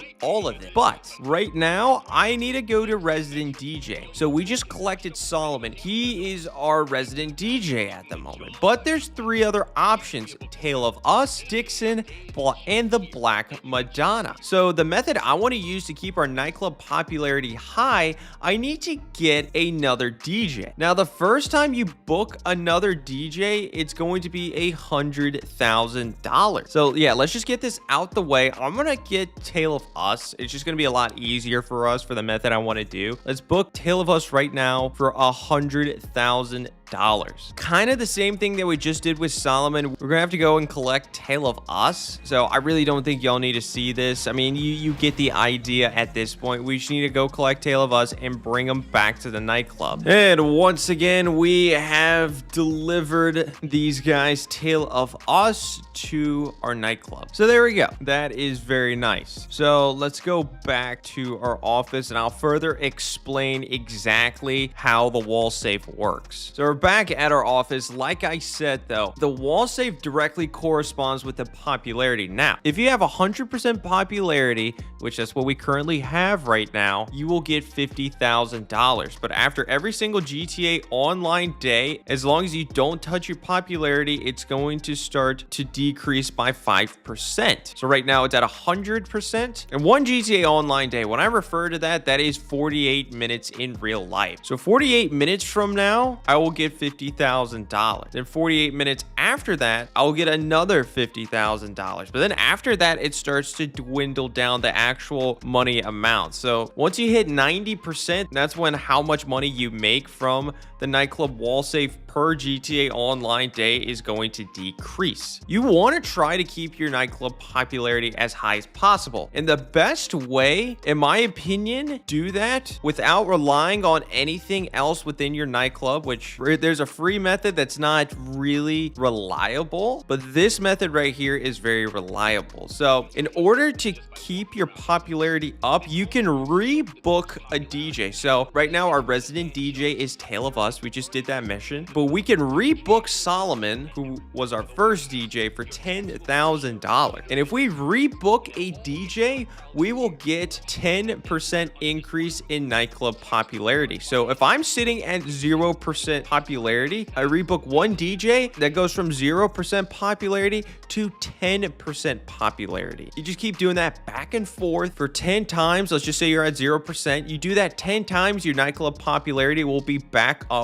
at 100%. But another thing for this strategy too, let me back out for a second. I am at my nightclub office computer, okay? Don't do this method here. I'm gonna show you why not, all right? This is the reason why you don't want to do it at this computer. So let's just say I want to rebook Solomon. So are you sure you would like to rebook Solomon for $10,000? Yes, I want to confirm that. Well, if you do it from this computer, it's gonna take you through this cutscene. And let's just say you're at 0% and you want to get it all the way back up to 100%. You have to watch a cutscene 10 times. I don't want to do that. And we spawn all the way down at the nightclub floor. No, that's just stupid. So what I like to do to get around this is to go to this. This is an elevator. We haven't gone down to one of these bottom floors yet. So yeah, let's just go down to basement level 1. You can do any level, but let's just say basement level 1. And since this is the first time we're down here, we're getting an idea of what the nightclub warehouse is. But I'll explain all of this after I finish explaining the wall safe and the strategy. So we're down here at basement level 1. We also have the same computer down here. So now we can go to resident DJ and I don't know, let's just say I want to rebook Tale of Us now. We can do that and boom, just like that, done. No cutscene, no nothing. So that is the method I like to use. But there's also another free method that you can do. Let me go back upstairs to our main nightclub floor and let me see if this opportunity has spawned in. Okay, I've made it back upstairs at my nightclub and nothing has spawned in yet, which is a little bit unfortunate, but I'll kind of give you the rundown on that real quick. Essentially, if you've been in a session long enough and you come back up to the main nightclub floor, there will be like a little bit of a special event that's like either a blue dot or a blue human avatar little minimap icon. And if it's a blue dot, that is way better than the blue person icon, minimap icon. The blue minimap icon is essentially a VIP that's gotten a little bit too drunk. So as the nightclub owner, we have to drive that guy back to his home. But if you do that, your nightclub popularity will increase. I think it's by 20% and you'll make money off of that, like $10,000, something like that. So it's kind of nice. You don't have to pay $20,000 for your nightclub to increase by 20%. It'll increase by 20% for free. Plus you actually just get $20,000 or $10,000. I forget the exact payout. But if it's a blue dot, the blue dot is a troublemaker essentially. And all you have to do with that is you have to walk up to this troublemaker. You press right on the D-pad. It'll take you to a cutscene of you and your head bouncer kicking the guy out of your nightclub. And that cutscene is like less than 10 seconds and that's it. Your nightclub popularity increases by 20% and you get money. That is good. It's really quick. quick. It might take you 30 seconds total just to walk down there, let the cutscene happen, and boom, you're done. Your nightclub popularity goes up by a little bit, and you make a little bit of money. That's not even the best way to make money from the nightclub. And let's go over the best way to make money with the nightclub. So let's head over to the computer, and I actually want to purchase upgrades because at the beginning of this video, I did say that you should have at least $6 million for the nightclub. Right now, I'm sitting at $3,162,000. So I haven't really even spent the $6 million that I originally had at the beginning of this video. But let's go ahead. Let's get these upgrades. So there's 3 upgrades right here. We have the equipment upgrade, we have the staff upgrade, and we have the security upgrade. I want you to purchase the equipment upgrade and the staff upgrade. This is going to be the better upgrades to make money. So now we're only sitting on $1,262,000. This is what I'm talking about. But still, we are not done purchasing things. I'm gonna go over the other things that we have to purchase later on. But now, since we have that purchased, let's talk about how we make money with the nightclub warehouse. This is how we make our big money with the nightclub. So we can go to the home screen right here. This home screen right here, it'll show like the nightclub earnings, like this tab right here. This is for our wall safe. Right now, we haven't collected anything from our wall safe. It's at $0. But there's also a tab right here, the warehouse earning. Obviously, we haven't accrued any sort of product whatsoever. I haven't even assigned anyone to anything quite yet. It is at $0. We're going to be talking about this section now. So before I get into that, I didn't talk about the nightclub management. This tab is really pointless in my opinion. Like, you can promote your club. This will jump you straight into a mission to promote your nightclub, and this will increase your nightclub popularity, but that takes time. That'll take 5 minutes. Like, I want this to be a strictly passive business. I want you to do things you want to do. So I'd rather not do this mission to promote the club. I would rather just do something else. So don't touch that tab.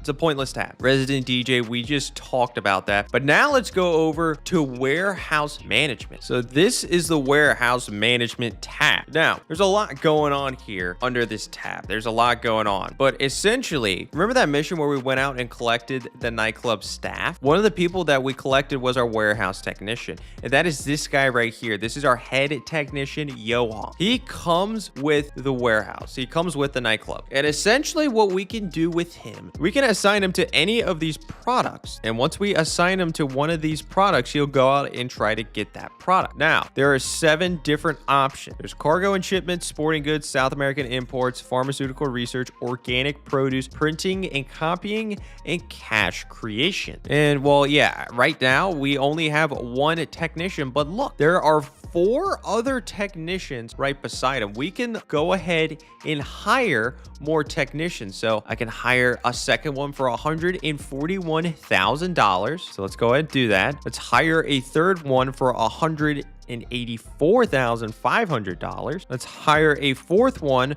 for $240,500. And then the 5th and final one right here for $312,000. So there we go. In total, purchasing every single warehouse technician will cost you $878,000. So now, instead of only having 1 technician to get 1 of 7 products, now you have 5 technicians to get 5 out of 7 products. So that is huge. So if you've been staring at this screen for a while, I think there's a pretty big elephant in the room. All of these items are unlocked except for this one right here, cargo and shipments. Pretty much, I need a business to correspond with this. I have the business though. I have a hangar. You can also have a special cargo warehouse, but I have a hangar, but I have not set it up. Let me go out. Let me set that business up and we'll come back to this real quick. All right, so we're back on this screen.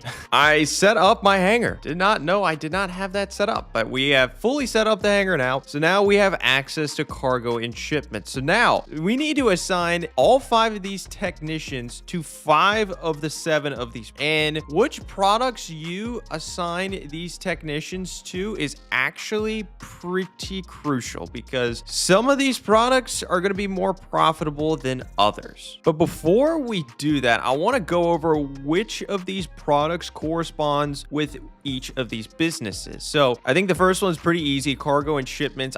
We already kind of had a little hiccup with this in this video. You need to either have the hangar or the special cargo warehouse. Now on this account, I have the hangar. I had to finish setting it up. That's why it was locked earlier, but now it's unlocked. Now we can assign a technician here. Then we have sporting goods. Sporting goods corresponds with your bunker. And the last 5, they correspond with an MC business. The South American imports is going to correspond with the cola lockup, which is the white stuff. Then we have pharmaceutical research. Pharmaceutical research is going to correspond with our methodology lab. This is the blue stuff. Then we have organic produce. Organic produce is going to correspond with our grass farm. Then we have printing and copying. Printing and copying is going to correspond with our document forgery office. And then we have cash creation. Cash creation is going to correspond with our counterfeit cash factory. So these are all 7 of the products, and I have all 7 of these businesses. So now we can choose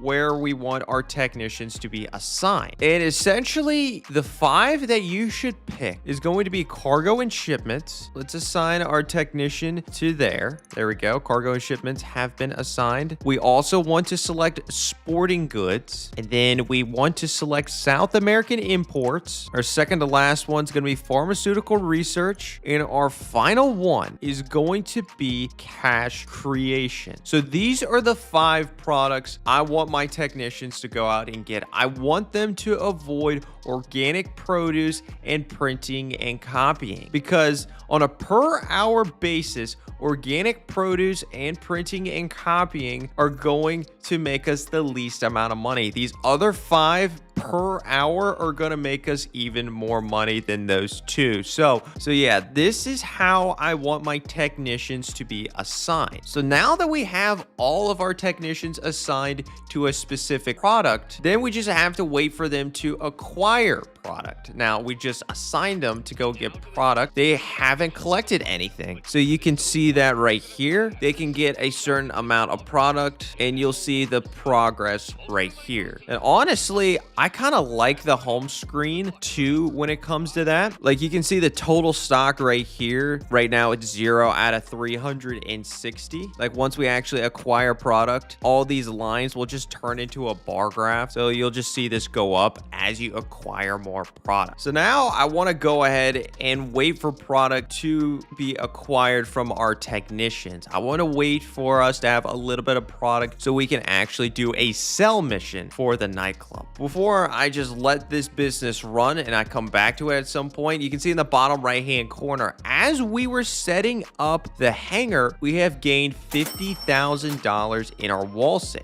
So now you can see the bar in the bottom right hand corner. It's not 100% anymore. It's now at 95%. I haven't showed the wall safe. It's right here. There's a mini map icon in the bottom left hand corner that shows you where the cash is. Just walk up to it and there you go. $50,000. Good stuff. And I'll show you how the popularity method that I like to do works. So we're going to go downstairs back to that computer. We're going to go to this computer, not the one on the main nightclub floor. And yeah, you can see it right here. The nightclub popularity bar, not 100%. So once again, we're going to go to resident DJ. We are going to rebook Solomon as our resident DJ. It's probably a little pointless right now, book Solomon, but I just want to get it back to 100%. I mean, it's so high still. I would get another $50,000 per the next GTA Online day, the next payout for the wall safe, but I'm still going to do this right now. So there we go. So we're out of that screen. Let's go back in and you can see the nightclub popularity bar. It's now back at 100%. So now we're just going to let everything run. We're going to let the wall safe run. We're going to let all the technicians try to get as much product. Then after a little bit, we're going to come back and we're going to do a sell mission. So I'll see you when we're ready to go with that sell mission. So I've let this account run for a little bit and a lot has transpired. We have acquired a lot of goods within our nightclub and our wall safe has been acquiring money. So let's just take a look at the damage. Let's see what has happened. So let's go over here. You can see my popularity now in the nightclub is absolutely absolutely zero, and my wall safe is completely maxed out at 250k. And that's something I failed to mention earlier. The wall safe, it has a capacity of $250,000. But anyways, yeah, I pretty much just let this account run for a day, like continuously, like 24 hours straight. So that's why the popularity is absolutely zero without me doing anything to it. You'll see how much goods I have within the warehouse, but let's just go ahead and let's collect this money. Let's collect this $250,000, and very good. So now let's go increase our popularity. I already showed you how to do that before, but I'll show you how to do it again, and you'll really see how it'll work for going from absolutely 0% popularity all the way back up to 100. All right, so you see our nightclub popularity 0%, like I said. Now we are going to have to switch DJs just back and forth for 10 times. I'm on the computer that is not on the nightclub main floor. We're in one of the basement levels, so this should be easy. So ready? So just do 1, 2, 3, 4, 9, 10. Okay, so that was the 10th and final one. So let's exit out, go back in, and there you go. You can see the nightclub popularity back to being maxed out. So that's exactly what we want. So that's pretty much all I think I have to say as far as the wall safe is concerned. I would highly recommend you don't let the nightclub popularity go down to 0% if you're consistently playing. I would say just come back, make sure the popularity is pretty high, so every GTA Online day you can get $50,000. I think that's all I pretty much have to say with the nightclub wall safe. It's a very easy and good way to make money. It is one of, if not the best wall safe in the game. But anyways, now let's go back to the home screen though. I have a lot of product, 112 out of 360. Cargo and shipments and sporting goods, these two, I mean, you can tell they're barely going up, but trust me, they are making good money. It's these other ones, they just shoot up a lot quicker and they have a lower ceiling than these two.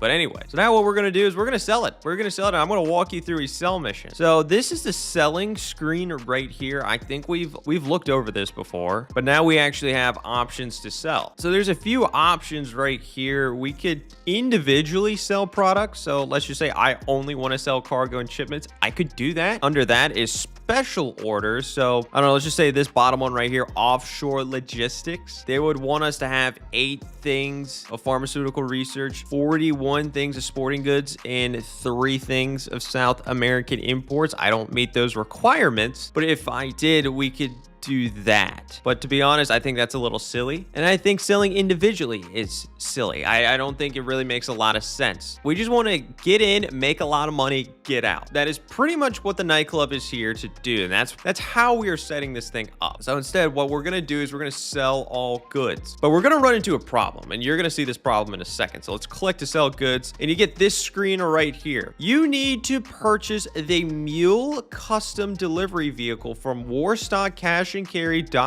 in order to sell a shipment of this size. So let's go back to the home screen. You can see our total stock. So you can see our total stock. We have a lot. We have a lot of potential too, but we only have 1 sell vehicle. So I'm pretty sure it's in this garage. So this is our only sell vehicle we have at the nightclub. This is the Speedo Custom. If we didn't get those extra floors of storage, we could probably sell everything with the Speedo Custom, but I don't want to do that. I didn't want to do that. I want this thing to be running at maximum potential from the beginning. So we got all the extra floors of storage, but in turn, now we can't sell it with the Speedo Custom. It doesn't have enough space to sell all the product that we have. So there's 3 different vehicles that can be used for sell missions. One, we already have the Speedo Custom. The Speedo Custom comes with the nightclub, but there's 2 other options, and they're both on Warstock Cash and Carry. So you want to sort by price. You want to make sure the price is ascending, because these sell vehicles in comparison to everything else on this website, it's pretty damn cheap for everything else on Warstock and Cash and Carry. According to what that website says, we need to purchase the Mule Custom. So this is the Mule Custom right here. It's only $95,000, a trade price of $72,000, but in order for that to be unlocked, we have to complete 5 sell good missions as a boss. Like, look, we're just getting the nightclub, so we probably won't have this unlocked. So yeah, the Mule Custom. But look, the game is telling us to purchase the Mule Custom. I'm actually not going to purchase the Mule Custom. We're not doing that. You're probably confused. You're like, well, Dr. Crush, gosh, they literally just told you to purchase the meal custom. You have to. No, you don't. That is a lie. You can also purchase something else. And going with the theme of what I've been doing with the nightclub, I am upgrading this thing to its maximum potential from the beginning. Like I said, there are 3 different sell vehicles. You just saw the Speedo custom. You just saw the mule custom. The mule custom, it's obviously a little bit bigger. It's a little bit bigger than the Speedo custom, but there's another sell vehicle that's actually the biggest one, and it's going to be right here, the Pounder custom. It's a massive trailer on the back of it. It has a buy now price of $320,000. So probably not this time around, but if we had the nightclub like completely maxed out 360 out of 360, for example, and we only had the mule custom, it would give us that same screen, and it would be like, hey, you can't sell this right now. You need to purchase the Pounder custom. And to be honest, I want to avoid that. I would rather spend the extra like $200,000 to get best and biggest sell vehicle compared to just getting the second best. No, I want the biggest one right now. So it's going to cost us $320,000. So we just purchased that. Okay, so I just got a notification. The Pounder custom has been delivered. And obviously with a smaller shipment that could be used by the meal custom, the Pounder custom can also work for that. Now, another thing with this too is, we're going to get into it for a second, but you can press right on the D-pad to access the vehicle workshop, and you can actually upgrade this vehicle. Now, I'm not going to upgrade this vehicle right now, but you could if you wanted to. Like, you can put armor plating, that, and then obviously all the normal vehicle upgrades, but there's another one. Yeah, there's weapons. You can get weapons on this thing, like you can get a remote grenade launcher if you want. You can put proximity mines on it, and then you can get either mounted miniguns, mounted missiles, or remote missile battery. So yeah, you can make this thing pretty interesting, but we're just trying to get the business running to its maximum potential. We're not here to get this other stuff quite yet. So yeah, now we have a good sell vehicle, a big sell vehicle that could handle a sell that I do right now. So let's go back to the computer now.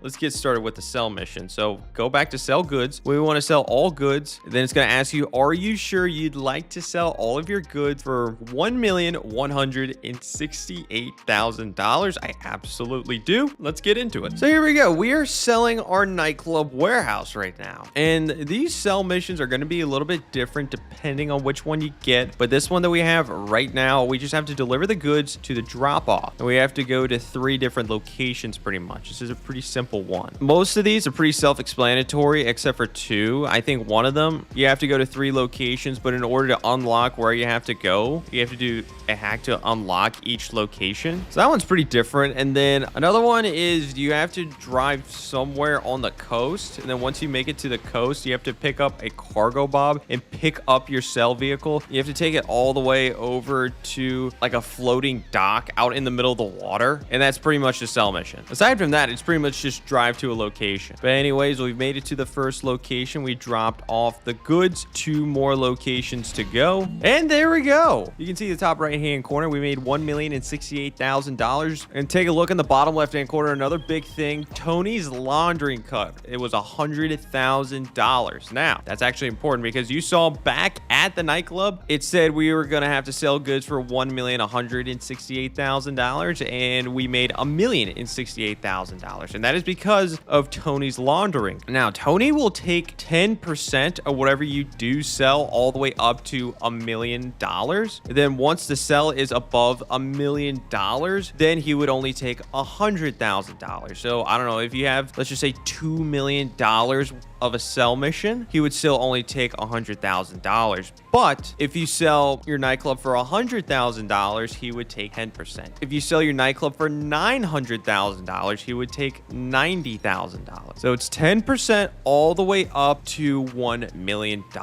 Once it hits $1 million, he's going to take just a flat fee of $100,000. So another thing too with the sell missions, this goes for pretty much any sell mission in GTA Online. So it'll obviously apply to this right now. I just sold all this in an invite only session. You can see in the top left hand corner, it says invite. But if we sold this in a public lobby, a full public lobby, or at least a public lobby with at least least 25 players, you can get a 50% bonus of whatever you do sell. So, but yeah, I think that's pretty much it with the nightclub. I think I got everything squared away. I explained everything that matters with the nightclub. And there's obviously other facets of the nightclub too that I didn't go over. But if I didn't go over it, it either A, doesn't matter, or B, there's another better way to do a certain thing. And to recap, to break down this entire $6 million, I want you to have at least $3 million for the nightclub itself. So when I'm talking about the nightclub itself, I'm talking about when you purchase it here from Maze Bank Foreclosure. So when you go ahead and select a nightclub and you go to storage and you purchase the extra storage floors, I recommend you needing at least $3 million for this. And then for the 2 upgrades, the equipment upgrade, you're going to need $1,425,000. And then for the staff upgrade, you're going to need $475,000. And then to purchase every single technician, so purchasing 4 additional technicians, you're going to need another $878,000. And then to purchase the Pounder Custom, you're going to need another $320,000. So, yep, in total, you're going to need to have at least $6 million.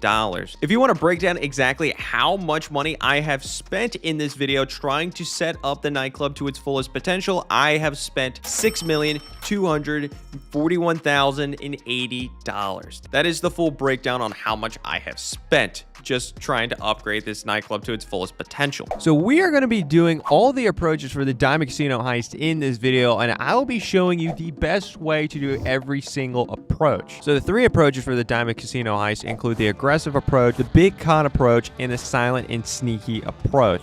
And we actually have an aggressive approach Diamond Casino heist ready to go, but before we actually get into this approach, I just want to show you exactly how I set it up, because this is going to be very, very important for how you do the aggressive approach. So for the aggressive approach, I'm going to be going with the worst weapons with Carl, since he's only taking 5%, and we're also going to get the worst driver, but the driver really doesn't matter at all for any of the Diamond Casino heists, because I'm going to be showing you the exact way you should be leaving the Diamond Casino. Back to gunman though, this is the only approach where the gunman actually kind of matters, but I'm still going to go with the shotgun loadout because it'll save us some more money. We'll get some more money at the end. And then our hacker is going to be Paige Harris, who on this account is the best hacker I can do. We did all of the rest of the required setups that we needed to do, so that includes the thermal charges, the vault explosives, and vault key cards. And we also got security passes too. We got the level 2 security pass. Make sure you get level 2 because it's going to make your life a lot easier. I already got the security intel setup unlocked.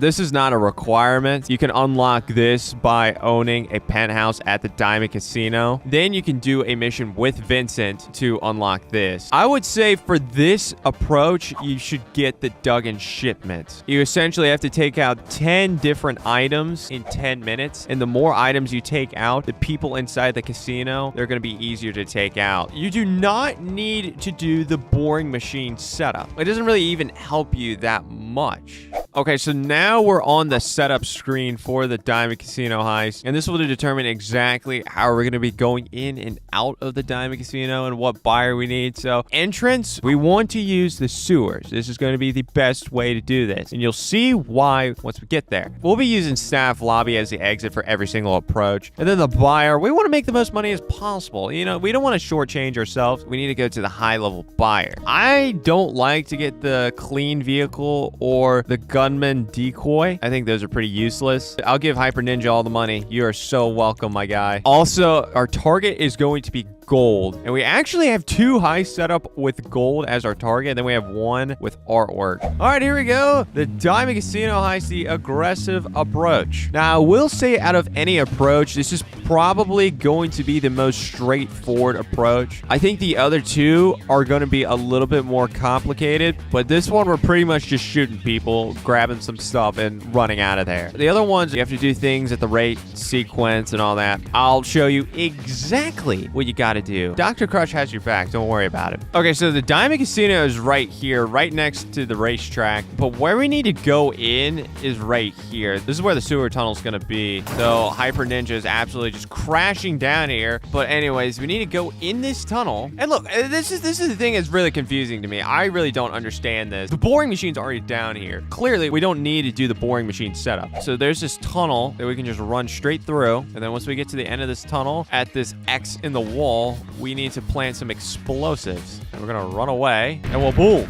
Walk through and the hole collapsed, meaning we can't go out that way. And pretty much this is where the heist is going to begin. So this is the aggressive approach. At this point, there's not much to it.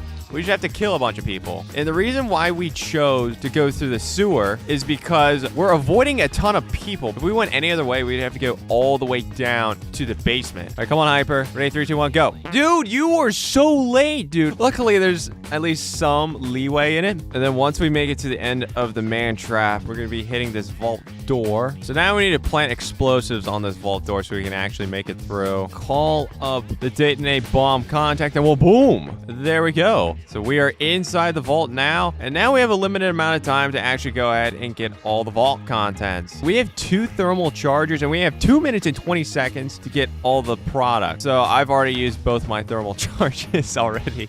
Nice.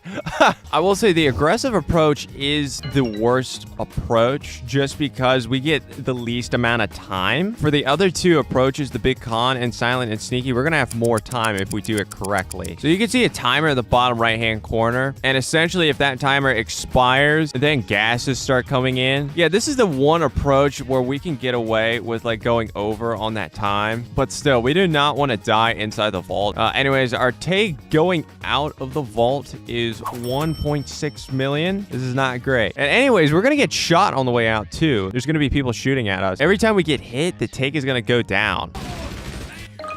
See, like that. Yeah, hit a decent amount, and we just lost like 7K right there. So we just have to keep shooting people and just make our way upstairs. So I won't recommend you do this for any of the other approaches after you get the vault contents, but we can use our key card right here, and we can use the elevator. Now, if you use the elevator, you're probably going to get caught on any other approach. But for the aggressive approach, we've already been caught. So it doesn't matter at this point. Okay, so let's try to go this way. Okay, there's a guy right there. Take him out. Let's turn right here. Yeah, for most of the approaches, we're going to be going out this way a lot too. So just keep this in mind. I mean, obviously, we're not going to be killing as many people as this time, but okay, cool. There's a guy right there.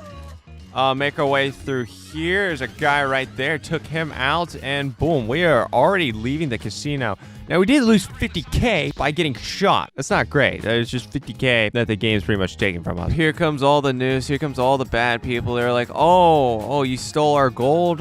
We want our gold back. I mean, gold's better in my hands anyways. So now our goal is to deliver the loot to the buyer, but we need to actually get into a vehicle. But with the aggressive approach, we actually have to take out a few people. So as you're walking through here, just try to take out as many people as possible. Go above that tunnel right there. And pretty much you're going to be wanting to take this way throughout every single approach. Now, this approach probably matters the least going this way, but you just want to get into the habit of exiting going this way. All right, so Hyper Ninja actually, he shot down our driver for a passing by car. So yeah, let's get into the car. Now, Hyper Ninja, he's going to go to a specific location. On the mini-map, it says to go to the buyer, which is like 4.5 miles away, but he's actually not going to be doing that. At least he's not going to drive there with this slow car. No, that's just stupid. So what he's going to do instead, he's going to go over here and pay attention to this because we're going to be doing this for every single approach. He's going to be stopping right here.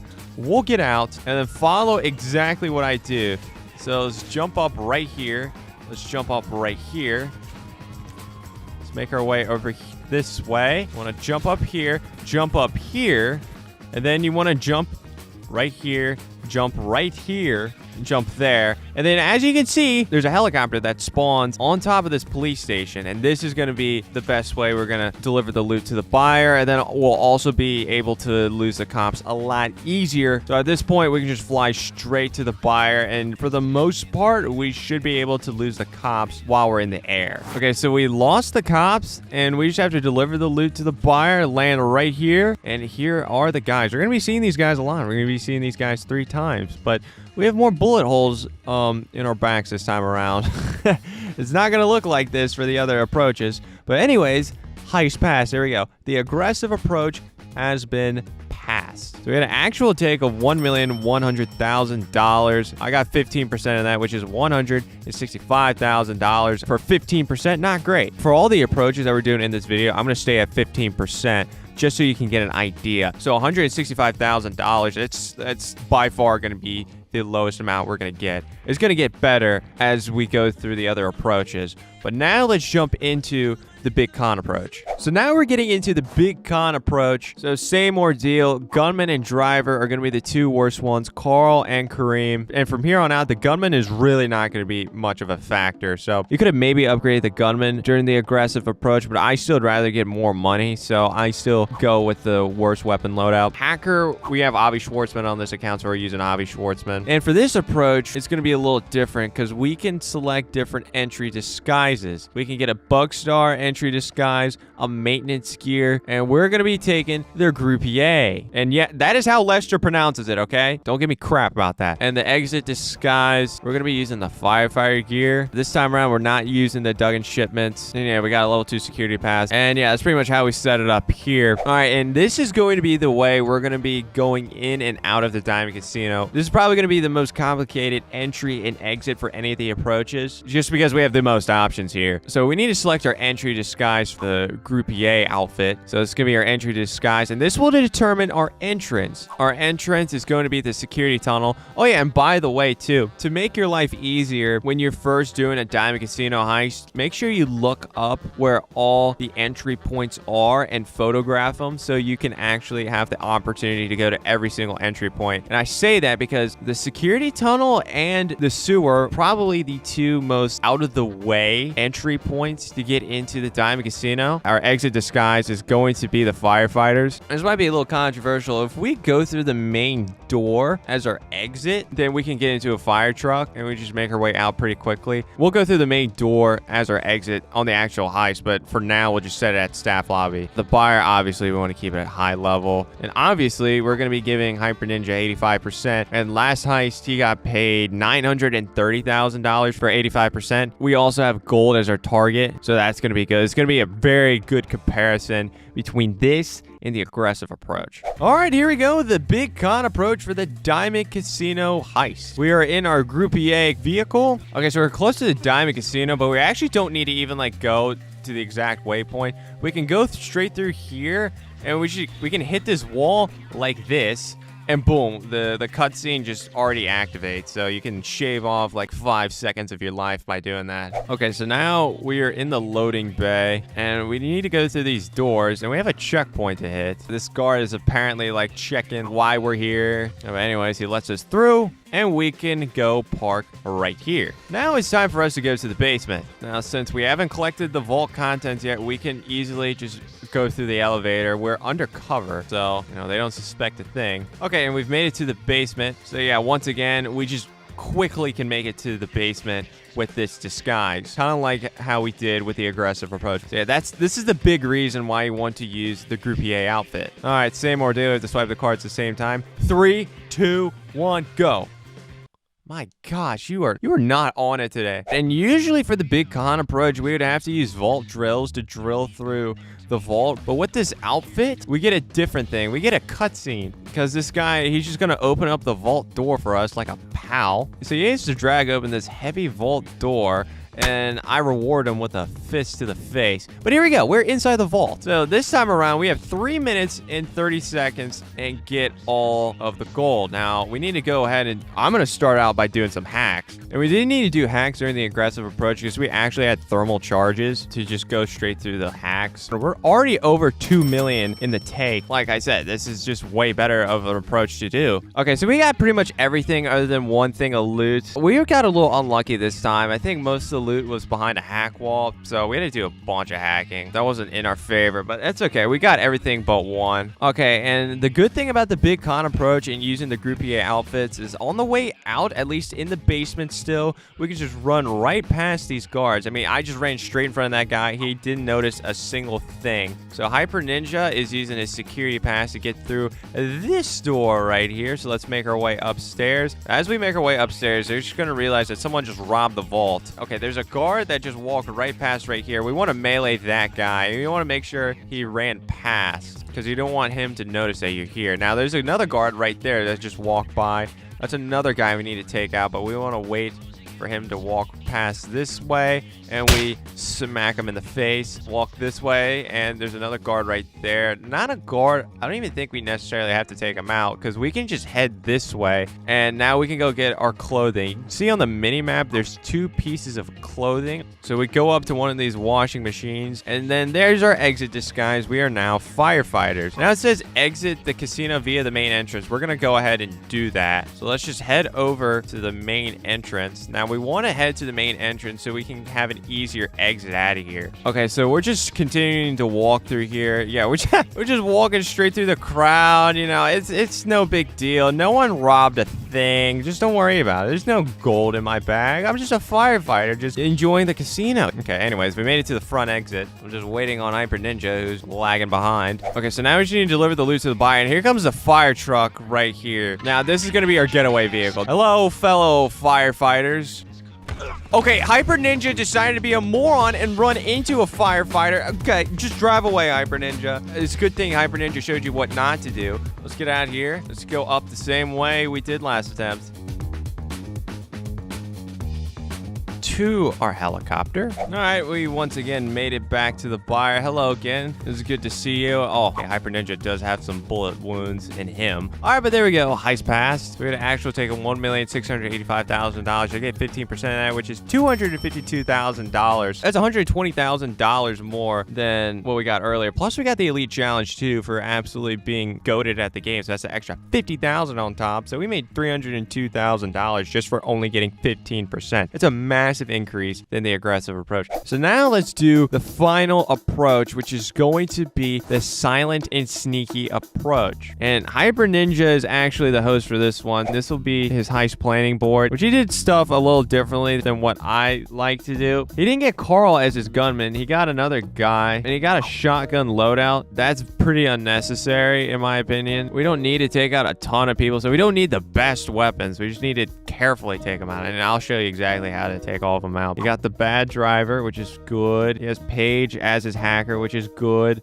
He got the EMP device. I don't even really like to use the EMP device, but got level 2 security passes. Now, this is probably a big no-no. He got Duggan shipments. If you do the silent and sneaky approach exactly the way that I do it, you should not need the Duggan shipment. Yeah, that was probably a little bit overkill. Then he went ahead and got patrol routes. That's probably good for this approach. I like the patrol route setup. Yeah, that's pretty much it. So our entrance is going to be staff lobby. Our exit's going to be staff lobby also. And then once again, the buyer is going to be the high level buyer. And then, yeah, we should be ready to go. I'm getting 15% once again. Oh, yeah, by the way, our target's going to be different this time around. Our target is going to be artwork. On a normal week, there's going to be 3 different primary targets you can get. You can get cash, which is going to be the worst. You can get artwork, which is what we're getting right here. This one's right in the middle. And then we can get gold. All right, here we go. The silent and sneaky approach for the Diamond Casino Heist. Okay, so we've made it to the Diamond Casino, and we're actually going to be driving here this time. All right, so we can just park the truck right here. Dude, this is so stupid. I look so dumb with a freaking... Oh, yeah, thank you. Throw off the helmet. That's stupid. I don't want to wear a helmet. Let's get in here. Just walk underneath the camera at that part. Okay, so we've made it inside. So pull out a stun gun right here. You want to shoot this. So that'll temporarily disable the metal detector. Now we want to walk right through here. Okay, I'm surprised I didn't screw up right there. I accidentally stunned him instead of shooting him, but luckily that wasn't a big factor. There's gonna be 2 guys that are just standing right there. Take them both out. So ready, set, go, and go. Beautiful. Beautiful. That's exactly what we needed to do. Oh, yeah, by the way, you can shoot through this window. Okay, another thing that's weird about the Diamond Casino Heist, like this big window right here, they can't see you through here, but they can see you through this door window, this small door window that we just shot through. It was just so bizarre. All right, anyways, we're waiting for this guy right here to turn the corner, and once he turns the corner, we're gonna melee him. Turns the corner, run to him, smack him like that.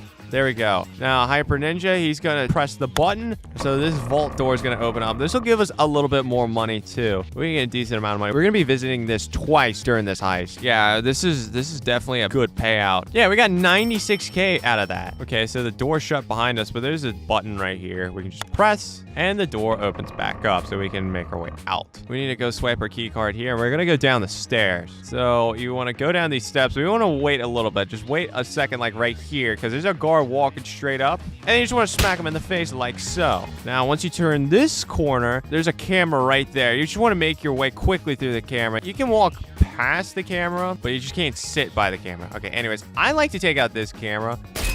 My preference. Okay, and then there's a guard running right here. We need to smack him. Cool.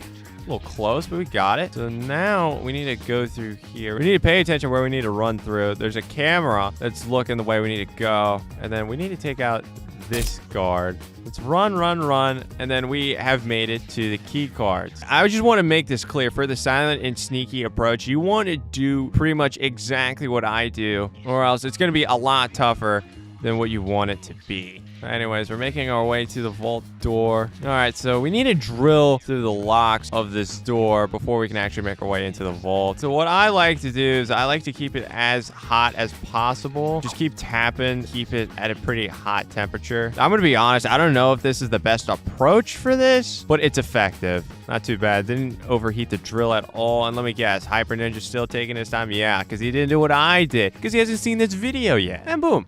We are inside the vault, and no one knows we're here yet. Okay, so we're getting artwork this time. Artwork's a lot easier. This is like the quickest thing of loot to take. You can easily get every single piece of artwork with 2 people, which is very, very nice for us. Okay, I guess I'll show you exactly how to do a hack. So as you can see, it's showing a fingerprint. We just want to match the fingerprint with the sections of fingerprints. This is our first approach on hard mode. We have to do 2 hacks. But hard mode, other than us doing another hack, doesn't really change too much. So yeah, we can just go ahead and get some more artwork. Okay, so we collected all the loot. Yeah, you can see our take in the bottom right-hand corner is $2,681,000. And we're still gonna get a little bit more money on the way out too. Oh yeah, but our heist crew that Hyper Ninja has selected is gonna take a little bit more of a percentage than what I had set up beforehand. Okay, now this part is probably the most confusing part about the Diamond Casino heist. Okay, so yeah, you can see there's a ton of people. Okay, so we just wanna chill out here. Now, go this way.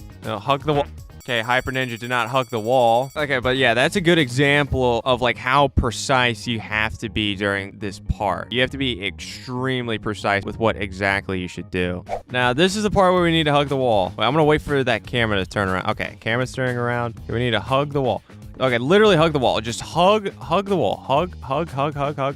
Walk through. Boom. That guard didn't see us. Good. Hyper Ninja did the same thing. Boom. There we go. Yeah, that part you have to be extremely precise. So now we can make our way up. Same thing. Just run right past the camera. Not too big of a deal as long as you're not just sitting there. Okay, we're upstairs now. So now we need to take out 2 guards. This is going to be a little interesting. So I'm going to run into here. Melee this guard, and somehow that guard right there doesn't notice that. Okay, Hyper Ninja got the other one. Okay, now I'm gonna open the door, and Hyper Ninja is gonna take some more loot. So hopefully we can get an extra 100K. That'd be great. Okay, so while Hyper Ninja is getting that, we need to pay attention to this guard right here, because he turns at some weird spots where we could actually be caught by that guy. We do not want this guy to actually catch us at all. So now we're sitting on $2,733,000. Now Hyper Ninja is in here with me, but we're not gonna go outside just yet because this guard is still walking back and forth. Uh-oh. My fault. Yeah, okay, I was standing in the wrong spot. That's on me. That was terrible. Yeah, you really got to be precise. I stood in the wrong spot. Okay, so what I did wrong last time, I'll just walk you through it. Like, this is what I was telling you. I was standing in the line of vision for that guy. Okay, he's about to go right back there anyways. But see, this guard turns around exactly right at this window. And as I said earlier, the guards can see through these windows, but not these big windows. It's so bizarre. He could see me through that window. That's how I got caught. All right, let's go. Run. All right, let's run through the metal detectors right here, okay? And then boom, we've made it to the exit. That's all you gotta do. Just once you know the path is clear, you just run straight there. Okay, so we've made it outside. It's gonna be one guard we need to take out. That guard right there.